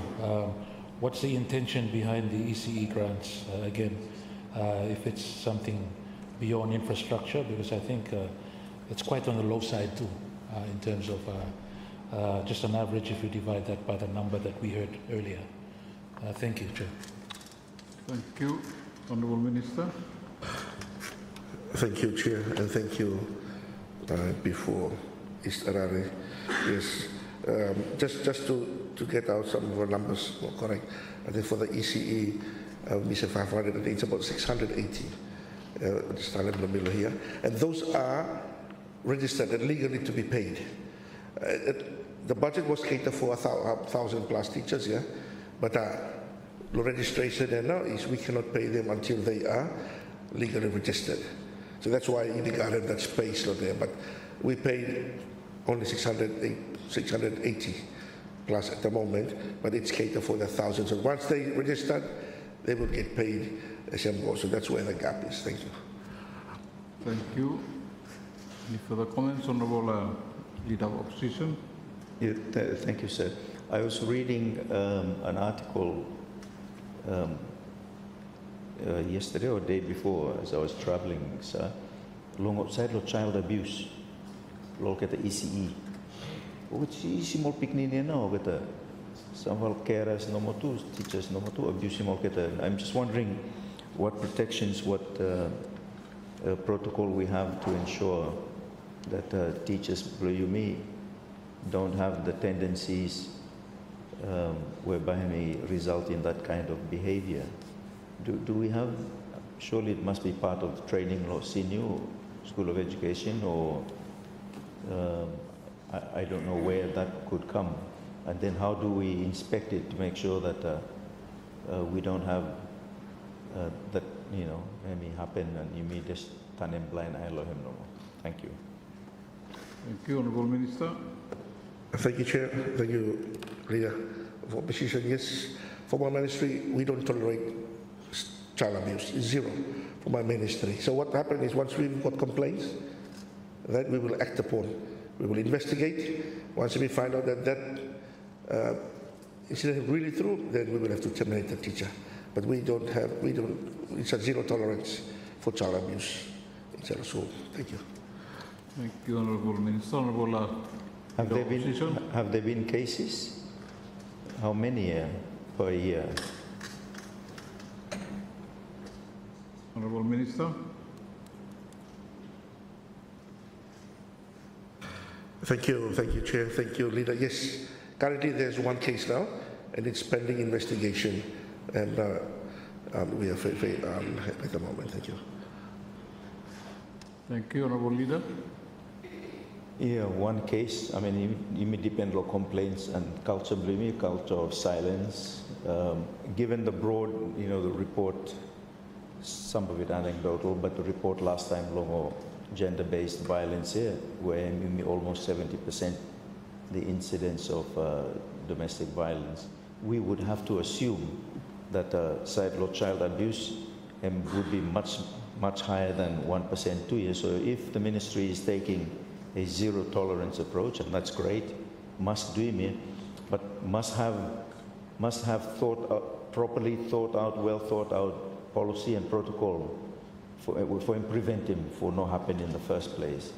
It's one thing to say zero tolerance, but quite another for that zero tolerance to go right through the machinery of the sector, to pick it up very quickly as it happens, and to deal with it, decisively. Thank you. Thank you, Honourable Minister. Thank you, Leader. Yes, I take note of your point, but for now, what we will just wait on the report and then we act upon. But your point of going through that, yes, that will take noted, and we will be working very closely with the Ministry of Women's Youth on how to go about on that. But currently now, our ministry only respond when the case was reported to us, and then we will take further action on that one. Thank you.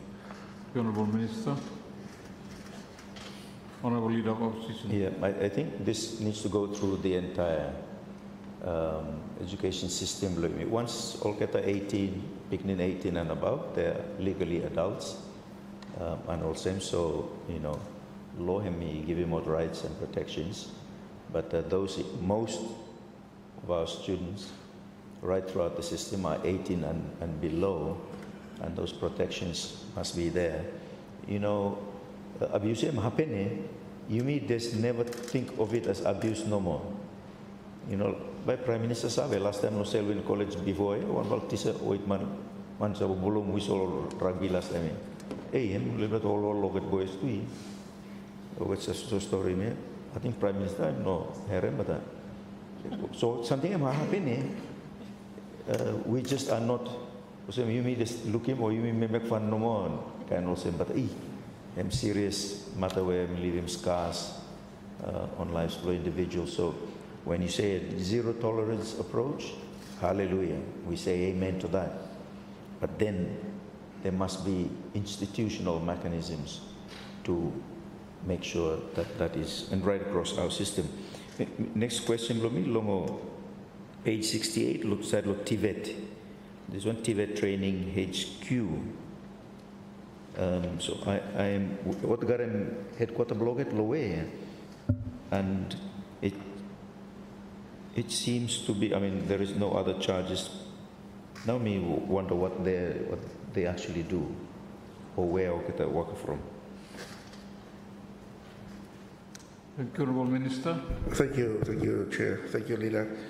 Yes, Tibet now have tried to take the center stage where you will have a shift in Tibet. Just this last month, I think, we just put the policy through, passed the cabinet.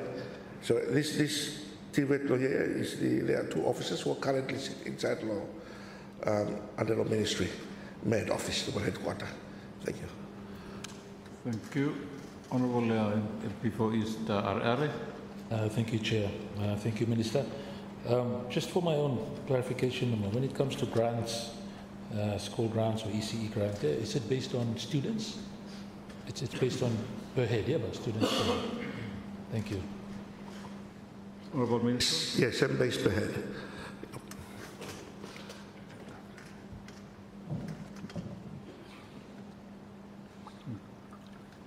Any further comments, Honourable Leader of Opposition?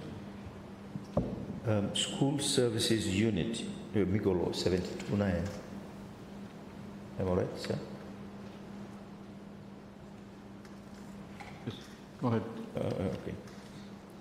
What name this one? School Services Unit. Thank you, Honourable Minister.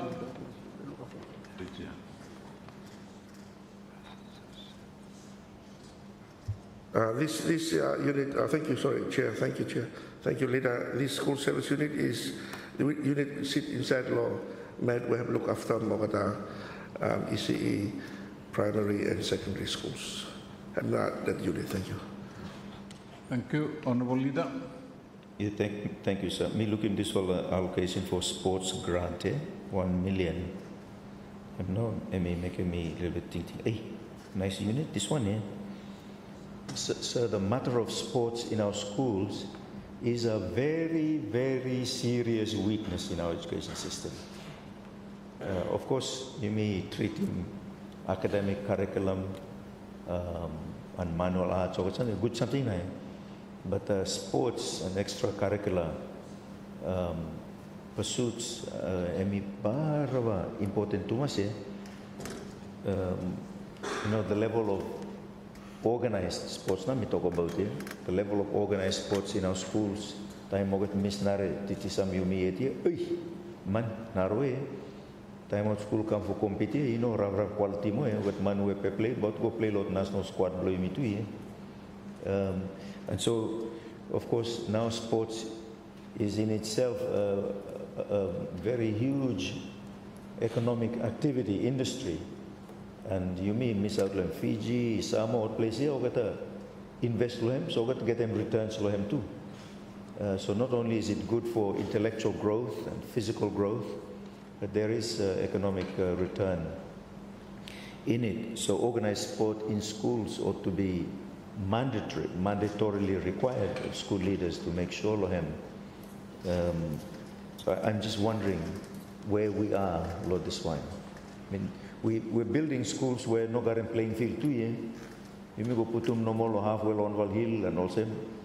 So they're not picking no garden space for these things. Would need to come into the regulations to make sure our kids are getting an all-round education. So.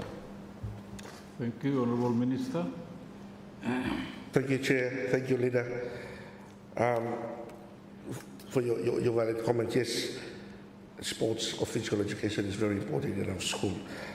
Firstly, that 1 million normally, Home Affairs, Ministry of Home Affairs, they organize secondary schools sports, and that's where Bifala Save supporting Okada through that organized sport. That is where it's in the budget.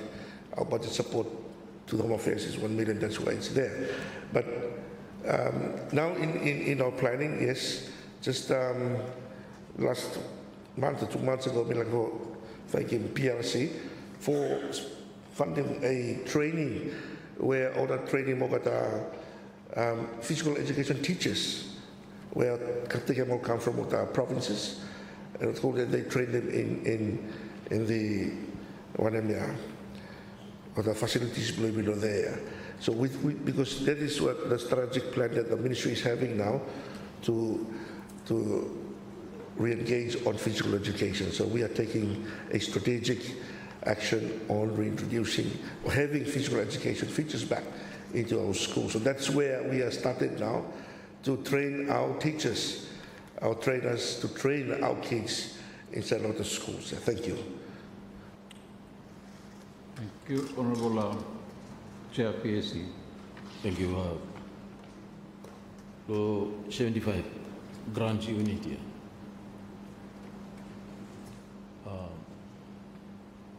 I know you want to finish this earlier, Chair, so can I move you to page 75? Grant unit. Go ahead, please. Okay. What not this one here? Branch unit here. And there seems to be, suppose for all the coordinating, no more give him go grant law various education service provider maybe or institutions around the country. There seems to be similar kind of organizations within this ministry too, yeah? Like education provider support.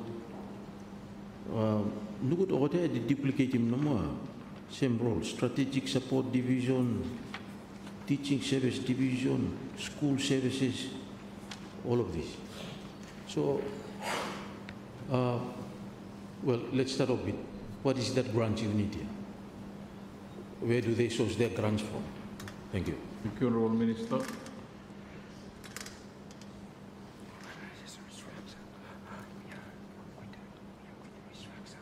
All right, thank you, Chair, thank you.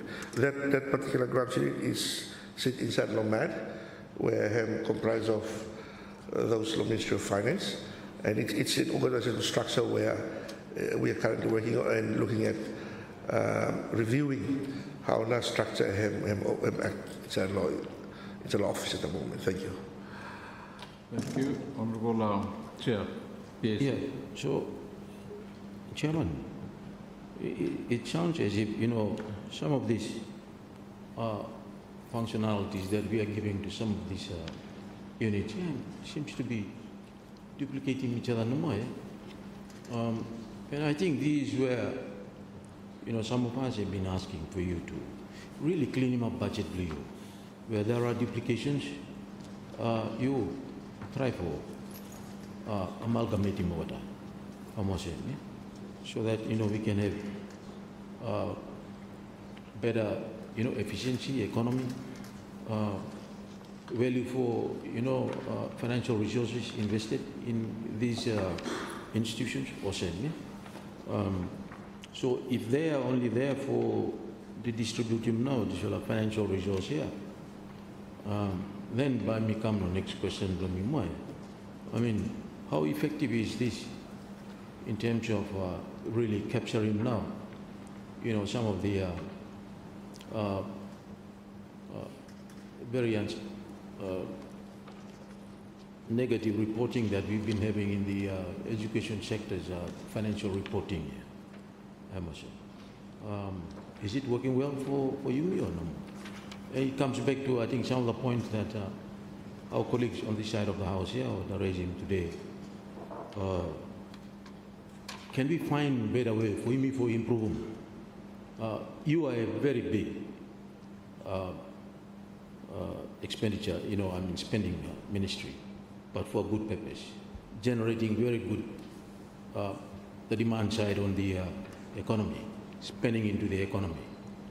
But we need to have the right arrangements, for capturing now spending, I must say. And this is where the reporting has to come out. And I think one of the recommendations that we have given to you, because you are also operating a lot of different accounts too here. Wamal ministry we have foreign currency account what money. So they receive money from outside. It's not converted straight into Solomon dollar. I'm sit down now foreign currency. I'm not group here. So we need to have a better financial reporting.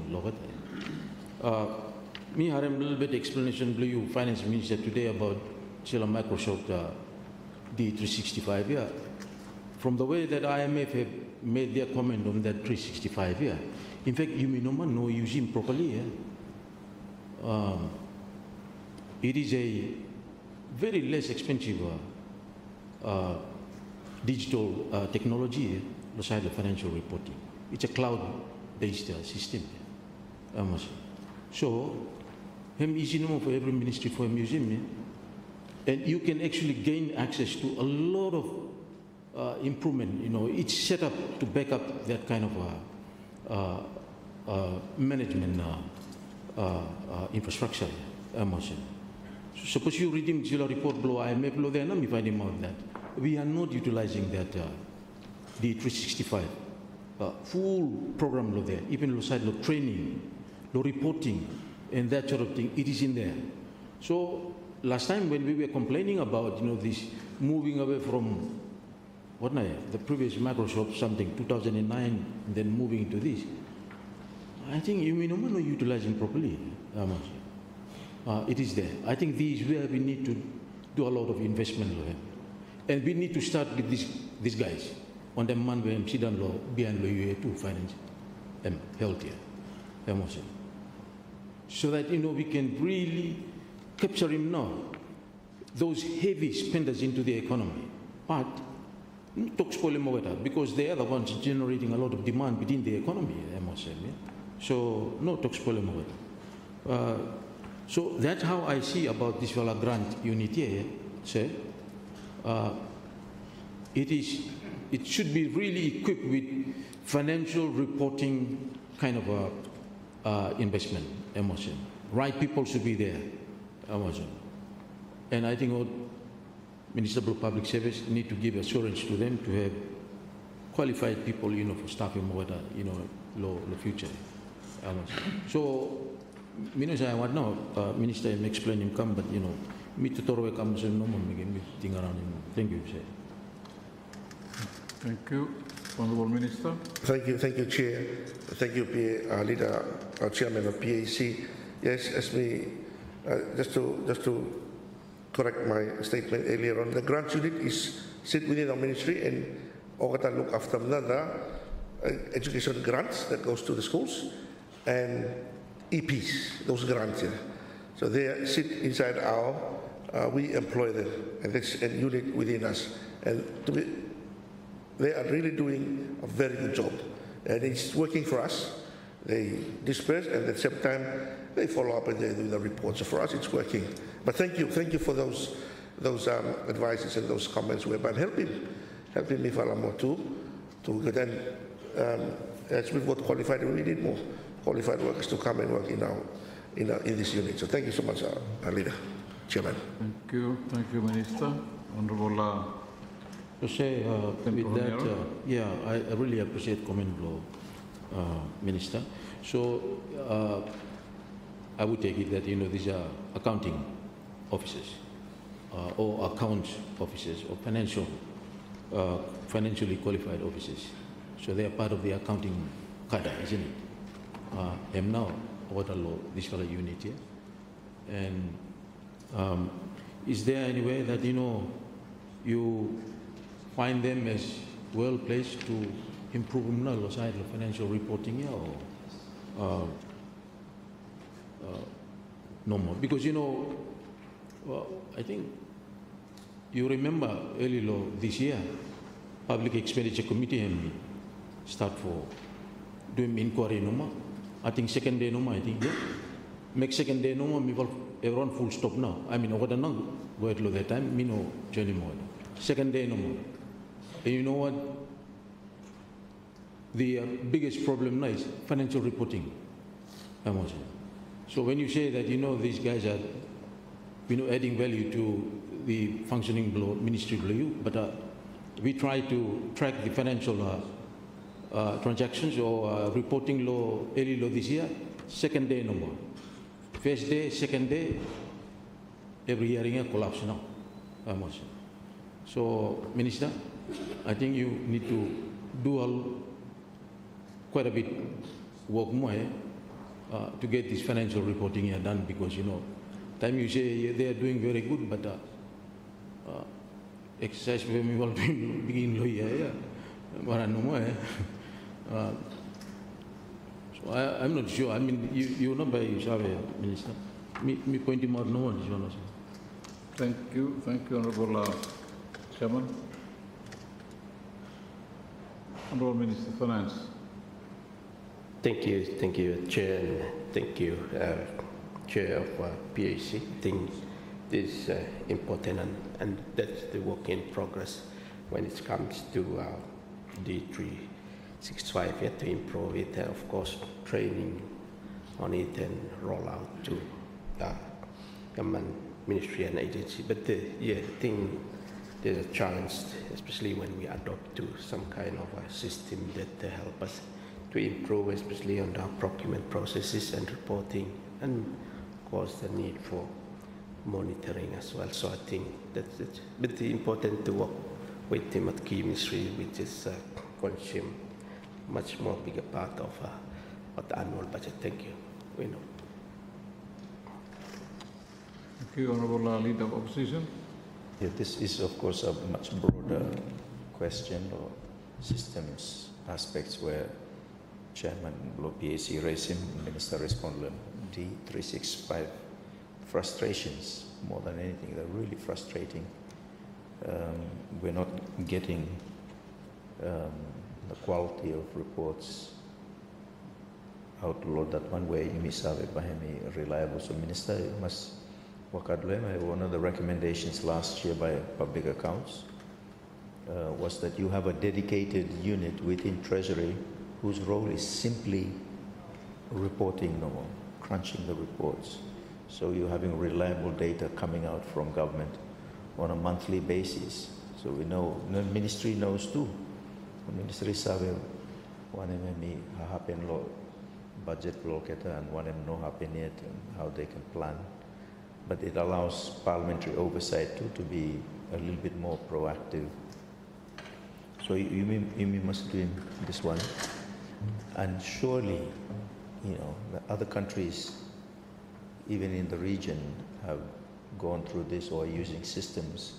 Surely we can learn from them. But when the Ministry of Finance appear along a committee, Accountant General, and he say, oh, this one, and also we asked him, by what time now, get the reforms by happen on D365, then you be better confident of the reliability and timeliness of the data. And then say, oh, this is a 5 to 7 year conversation. He's not confident that we can achieve it within that timeline. Meeting this one, I am unnecessarily long here.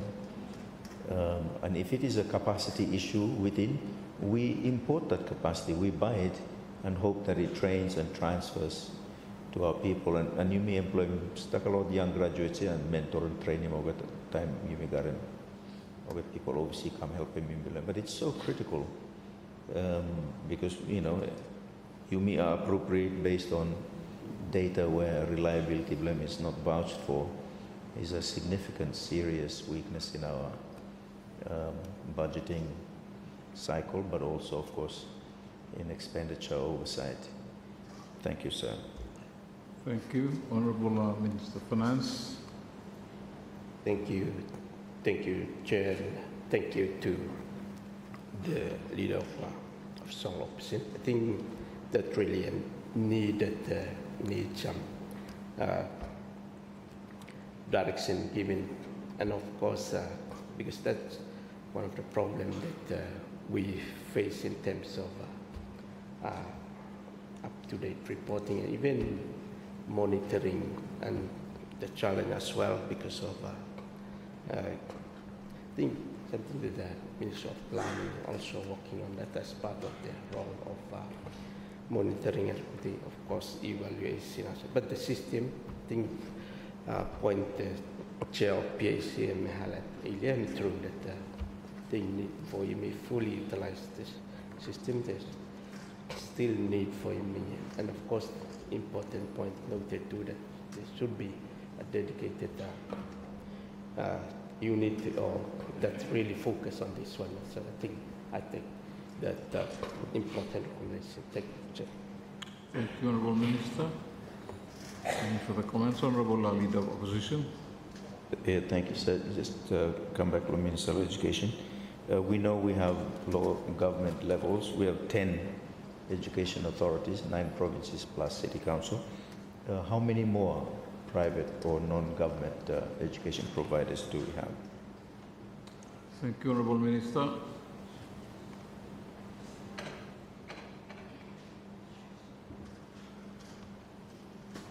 Thank you, Chair. Thank you, Leader. For including that number plus some other changes, it's about 37 of them, inclusive of the 9, 10. It's 37 altogether. Thank you, Honourable Leader. Yeah, thank you. Just in terms of governance and management, look at the education providers here. So I'm presuming that the support law here is for governance and management, and the delegated responsibilities that goes from government, from the ministry to education providers. What are some of the challenges for education providers facing that all get a feedback come to him that any impede him now, especially to for objective low access and access you miss out the infrastructure side, but the quality goal there. Thank you. Thank you, Honourable Minister. Thank you, Leader. Thank you, Chair.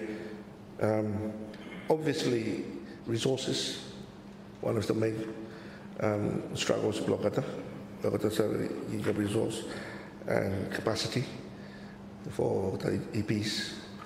And obviously, but we are working closely with them through drawing up administrative instructions for EPs, for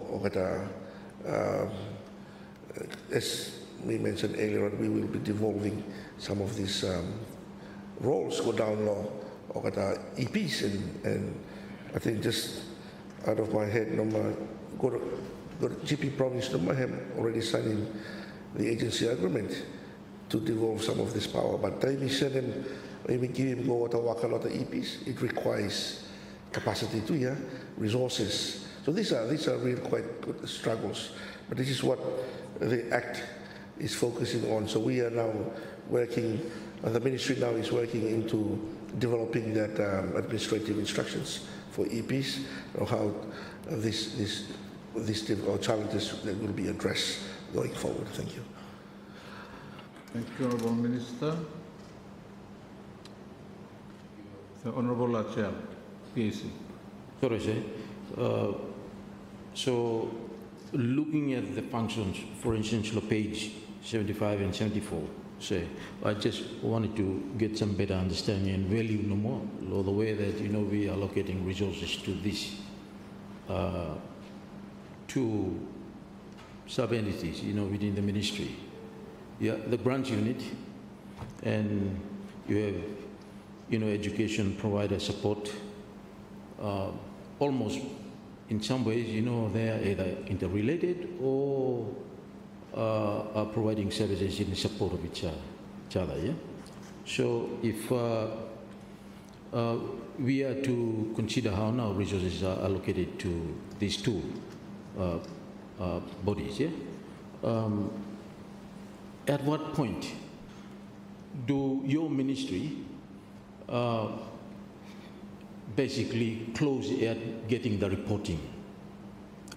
Because you are saying that, we are providing support to education providers, yeah, to the EPs. At what point do you stop, getting the reporting, or you're imposing, the responsibility for them to report to you? At what point? Because it seems that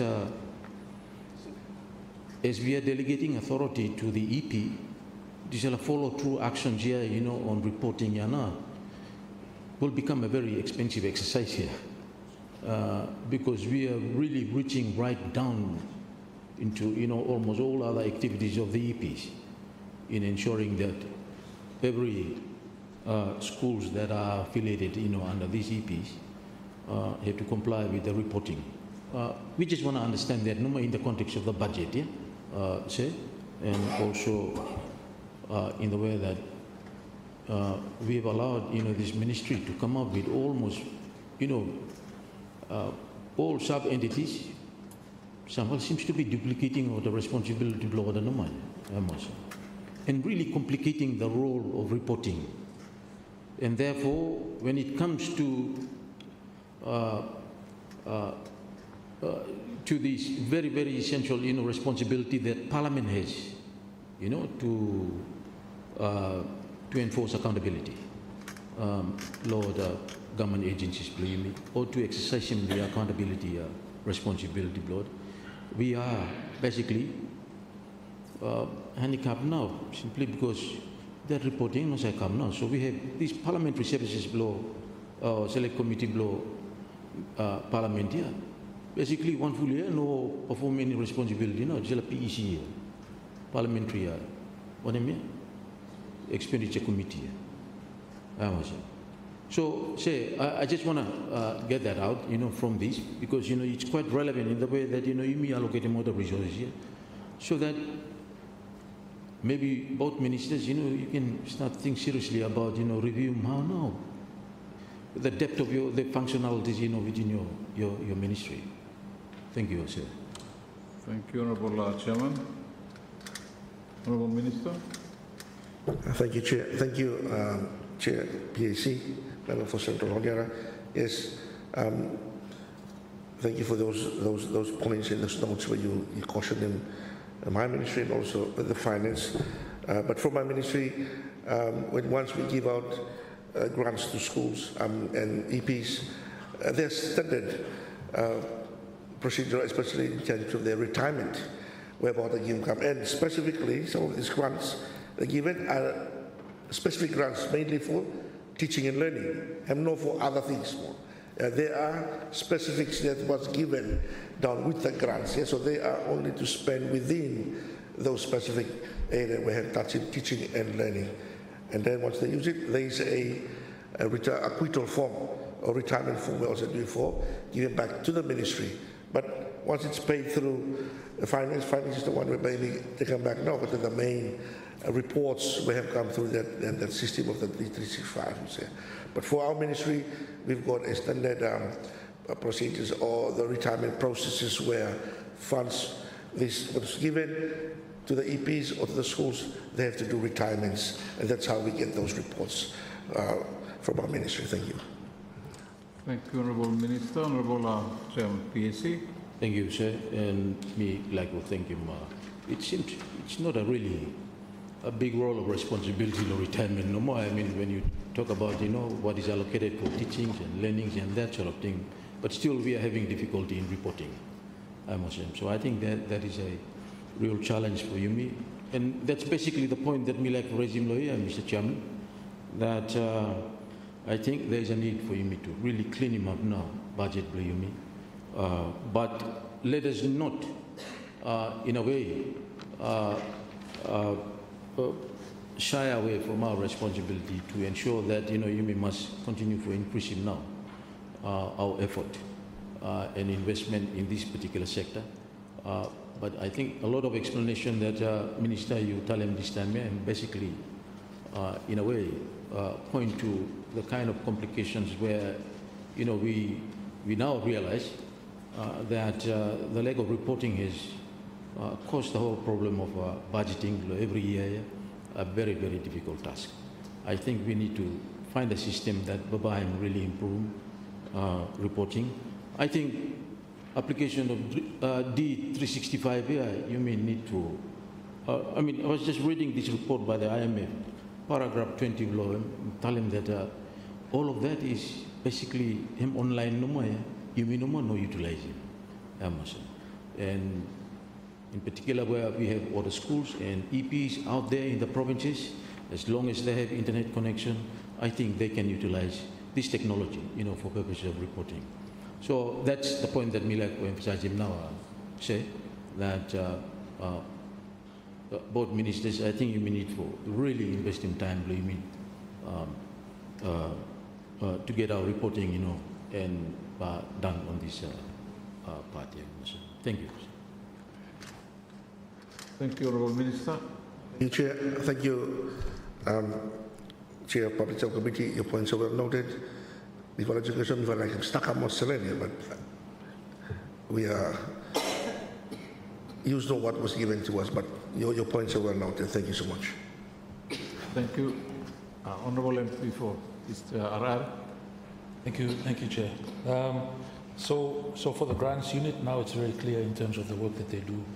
I think what calculating now, every grant school over the schools, yeah, they're internally based in the office, so seem to be very good with the calculator.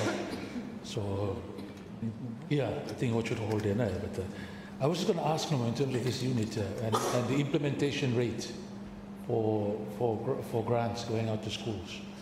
I know there's criteria perhaps you put, but when it comes to an annual implementation, what's your percentage for implementation in terms of a school that is meeting all the requirements? You've all 100% all the way, or school grants, in terms of what you budgeted for, or you may go half no more? Is it done quarterly or annually once no more? You've all one time, pamumat one time, grant go one time, or how is it done? But the idea, initial question no more is, what is your implementation rate for disbursement of these grants to the schools that qualify? Thanks. Thank you, Honourable before Isharar, Minister. Thank you, before Isharar. Thank you, Chair. The grant for schools and biannually we give them. Once they do retirement, then we give another, but it's on biannually. But for the exact percentage, I don't have the exact percentage, but I will provide that once it comes into hand. Thank you. Thank you, Honourable. No Leader of Opposition. Yeah, thank you. This matter of connectivity, of course, towers here and we roll out, so that's going to be helpful. But also those were not doing, perhaps you will under strategic support here or buy market Starlink, something here, what here, Starlink now. For go put them out school here, make them reporting can be instantaneous, and of course students and staff could use it for research too. Or all Manlo village now, if what goes staff calls up classroom, use Avena. So no good giving password locket. No good over go me misusing Starlink. But maybe that's a really good thing to do. It's really fairly cost effective and would enhance acquittals processes so that they don't need to come to Aoki or even to Honiara from school. Or it's everything electronically submitted. No need for come spend themselves for photocopy more, any kind more. That will really help. In terms of RTC development grant, longo page 77, sir, me like for Save no more longo. I am assuming the formula is per student. So the rate is based on per student. So perhaps first tell them what now formula is it per student? And if it's per student, and how much per student here, law institution, and then compare them with him grants law other levels, law sector. Thank you. Thank you.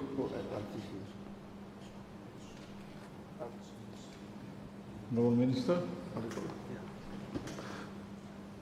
Thank you, Leader. Thank you, Chair. Yes, we can confirm that the rate is per head, and it's $200 per head for RTC students. Thank you, Honourable Minister. Honourable Leader of Opposition. So how does that compare to secondary grants and primary grants where we're receiving per student too, and how much? Is it less or more than 200? How much now, actual amount? Thank you, Honourable Minister. Thank you, Leader. Thank you, Chair. The rate is pretty much more similar. I don't have the exact those ratings, primary, secondary, but it's have no big difference too much here. It should be around that. But I will provide the exact amount, no rate, no primary, secondary, and those figures for you. Leader, thank you. The matter. Honourable Leader. Yeah, vocational training, of course, which RTCs are involved in, hemi more expensive, obviously. With mascarem on bicycle, who practice lohem, or on bulldozer, or they must have welding equipment or kind of something else. And so the cost per student is typically much higher than, say, primary level or secondary, where mostly academic. And so it would be good for that formula to be reviewed, to be a little bit more realistic, so that we know that the institutions are able to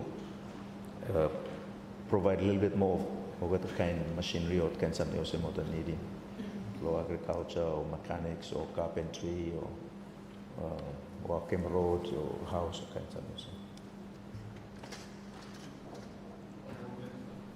Thank you, Chair. Thank you, Leader, for your points. We take note, definitely. I will get my minister to review the rates for the RTC and also for other schools, so that you may factor and base the points that you have raised, and also the attainability of each students who are going through law, especially RTC, which we refer to them as tertiary. They are tertiary level of school, not RTC, where very soon, once we have this policy enacted, then it can come even up to the vocational training school, and we're working on that reform. Thank you. Thank you. Honourable Chairman BLC. Thank you, Chairman. 77. Just low site saya, the expenditure, payrolls, charges, salary, ME just come. I know that CITESA existed years back. Could this maybe Minister, if you have explain him come no House committee. Thank you.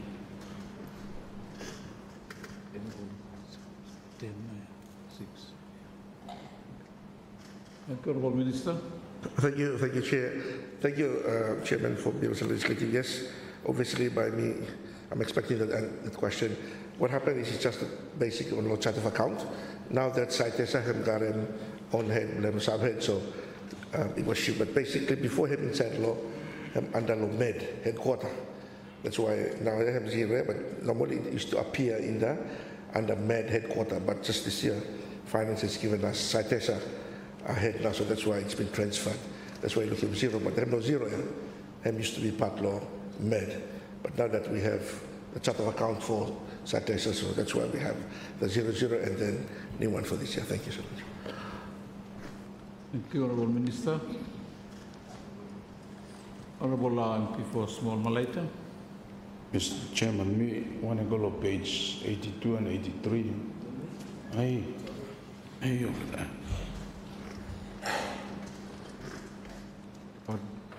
Go too much far away now.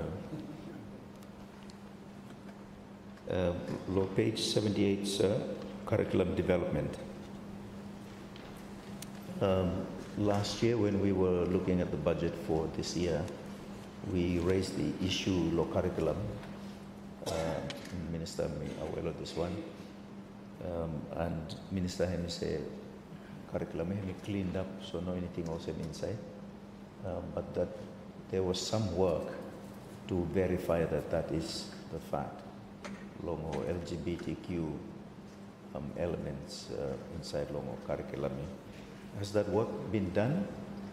And any outcome, Lohem? Thank you.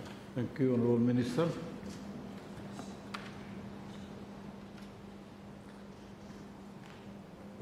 Chair, thank you, Chair. Thank you, Leader. As far as for the curriculum with regards to LGBTQ, as there's nothing, there's none in our curriculum where we recognize, yes, I mean, it's part of the human rights, but for you to put them inside the curriculum as part of a curriculum, I'm not featured inside the curriculum. Thank you. Thank you, Honourable Minister. Honourable BLC. Thank you, Chairman. Ilmido page 78. This will other charges here. Training other. That one, no. training other. What na ya? What kind training ya? But me look page 79. Public servants, local other costs. Others low down more below. Others local other costs. Ai, no any name na imiran outlaw name na imi awesome no me. For puputim straight loga something ne make him time imi say oh him something awesome ya. Yeah, hemi others here him full inside law just or something budget okat budget bricks ya. Chairman minus others ai me fala ko confused na but I'm on page 78 Chairman if minister himself help him no committee for understanding training others yeah him what yeah thank you Honorable Minister. Thank you, Chair. Thank you, Chairman, for bringing us. Yes, me too. Me got a bit of a question here. Asking what here? Or she asking about finance, funding code blood finance here. So probably finance might help us out on those other locals charges here. Thank you. Thank you. Honorable yeah Chairman finance answer but maybe him technically him and Minister you out him now because you just come in I'm no technically you out him or something put him right name look at that suppose imiran outlaw name blind his name put him go thank you Chairman.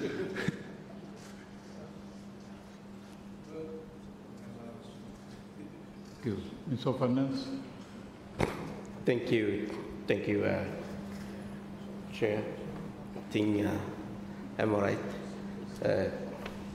Me like him now, small malita how I'm speed, you know, you should follow me. Anyway, Chair, I think with this, the system that especially for printing bricks here, by him picking several figures and then put them, which is maybe one or two within the bricks by Saga appears, but the thing me not really cause any changes to the author, especially bill and also the total and subtotal. But I think the point for proper naming him noted. Thank you, Chair. Thank you, Honourable Minister. Honourable MP for Small Malaita. Thank you, Mr. Chairman. One question number, page 78. For Minister, I may clarify number, maybe me a little bit out of date here, but one for a function where me curriculum I'm doing before now, printing. We printing what book and also that function in kind what probably me law education. Who now doing that for work at this time or budget blow? Thank you, Mr. Chairman. Thank you, Honourable Minister. Thank you, Chair. Thank you, Leader for House Committee. Mifala still do the printing. Actually, we don't print it, but we outsource it. Yeah, you mean put it out on tender, and then the process whoever have take up, then I'm not doing printing for curriculum. Thank you. Thank you, Honourable Minister. Honourable MP for Small Malaita. So, so the budget now me ask for him who know him, which department now keep him law ministry budget for the exam paper and every curriculum development booklet blow you may give him out law the schools and all same. So who know him keep him that for budget. Thank you. Thank you, Honourable Minister.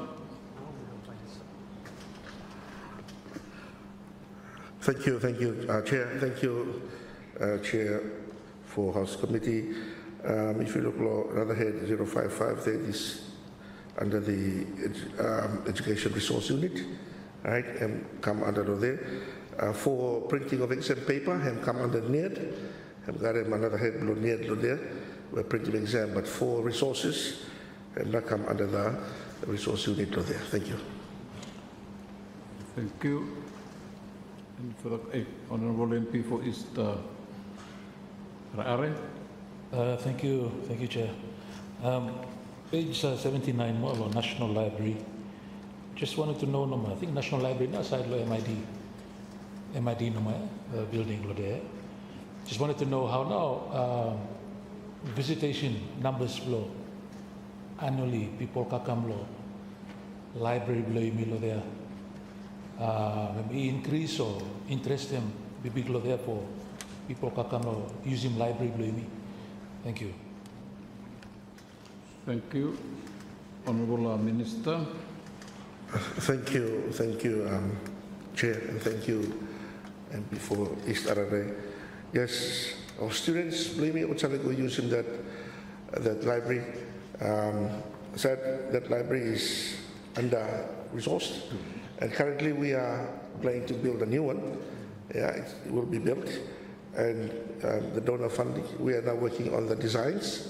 Yeah, the ministry is working on the design of it, and then we are waiting for the budget support for it, and then we will build a new library around the same location, I hope, to build. Thank you. Thank you. Honorable Leader of Opposition. Yeah, thank you, sir. I'm very happy to hear that. Bar of a critical, not just to the education sector, but to wider society, that we got a good library and that it's, it has good resources in it. It has where schools and others can have access to something meeting bar critical to us, one for a museum and not one library. It says something about a culture, it says something about a society when we have a good library and very accessible and it has access to good quality materials. This one is important, and this kind of excessive pricing of contracts time MID go to market for look at them builders here now. If no more you should build him a really good building no more for the kind of for a reasonable amount you could build a 3-4 story building, because you would need that to have a good national library. So you need to be thinking about that, the space here, no about a big and you need to build up. Thank you, sir. Thank you, Honorable Minister.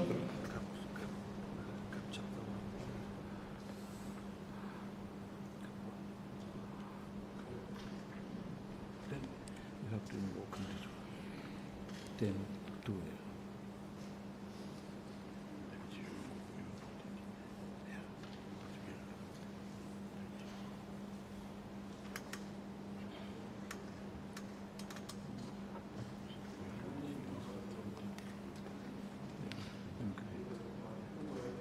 All right, thank you, Chair.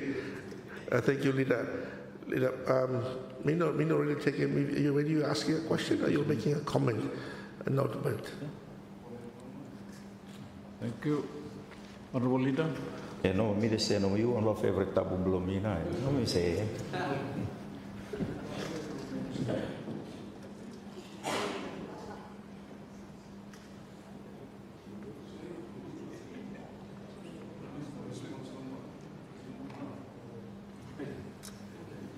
Thank you.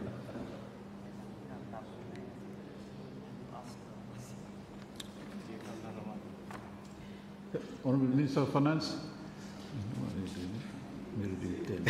Thank you, Chair. I think that's a very important recommendation, especially for us to look at our important, especially library or even the museum, maybe something government to look at in terms of whether improve it and put them together, or something that we can, like as a country that youth population, something that is important to build something that can help. So I think the point then noted. Thank you. Thank you, Honorable Minister.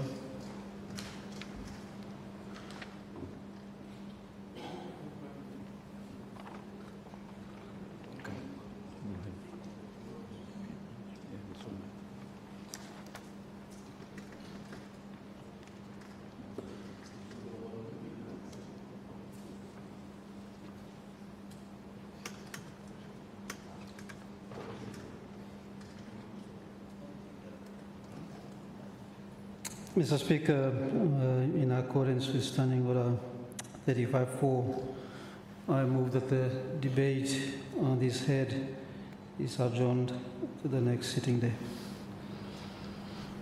Thank you. Honorable members, so, as moved by the Prime Minister, understanding Order 35.4, the committee's consideration can be interrupted and Parliament can resume further consideration when it needs next. And in accordance with Standing Order 10.2, the Speaker will go back to the chair and request the Prime Minister to motion of adjournment.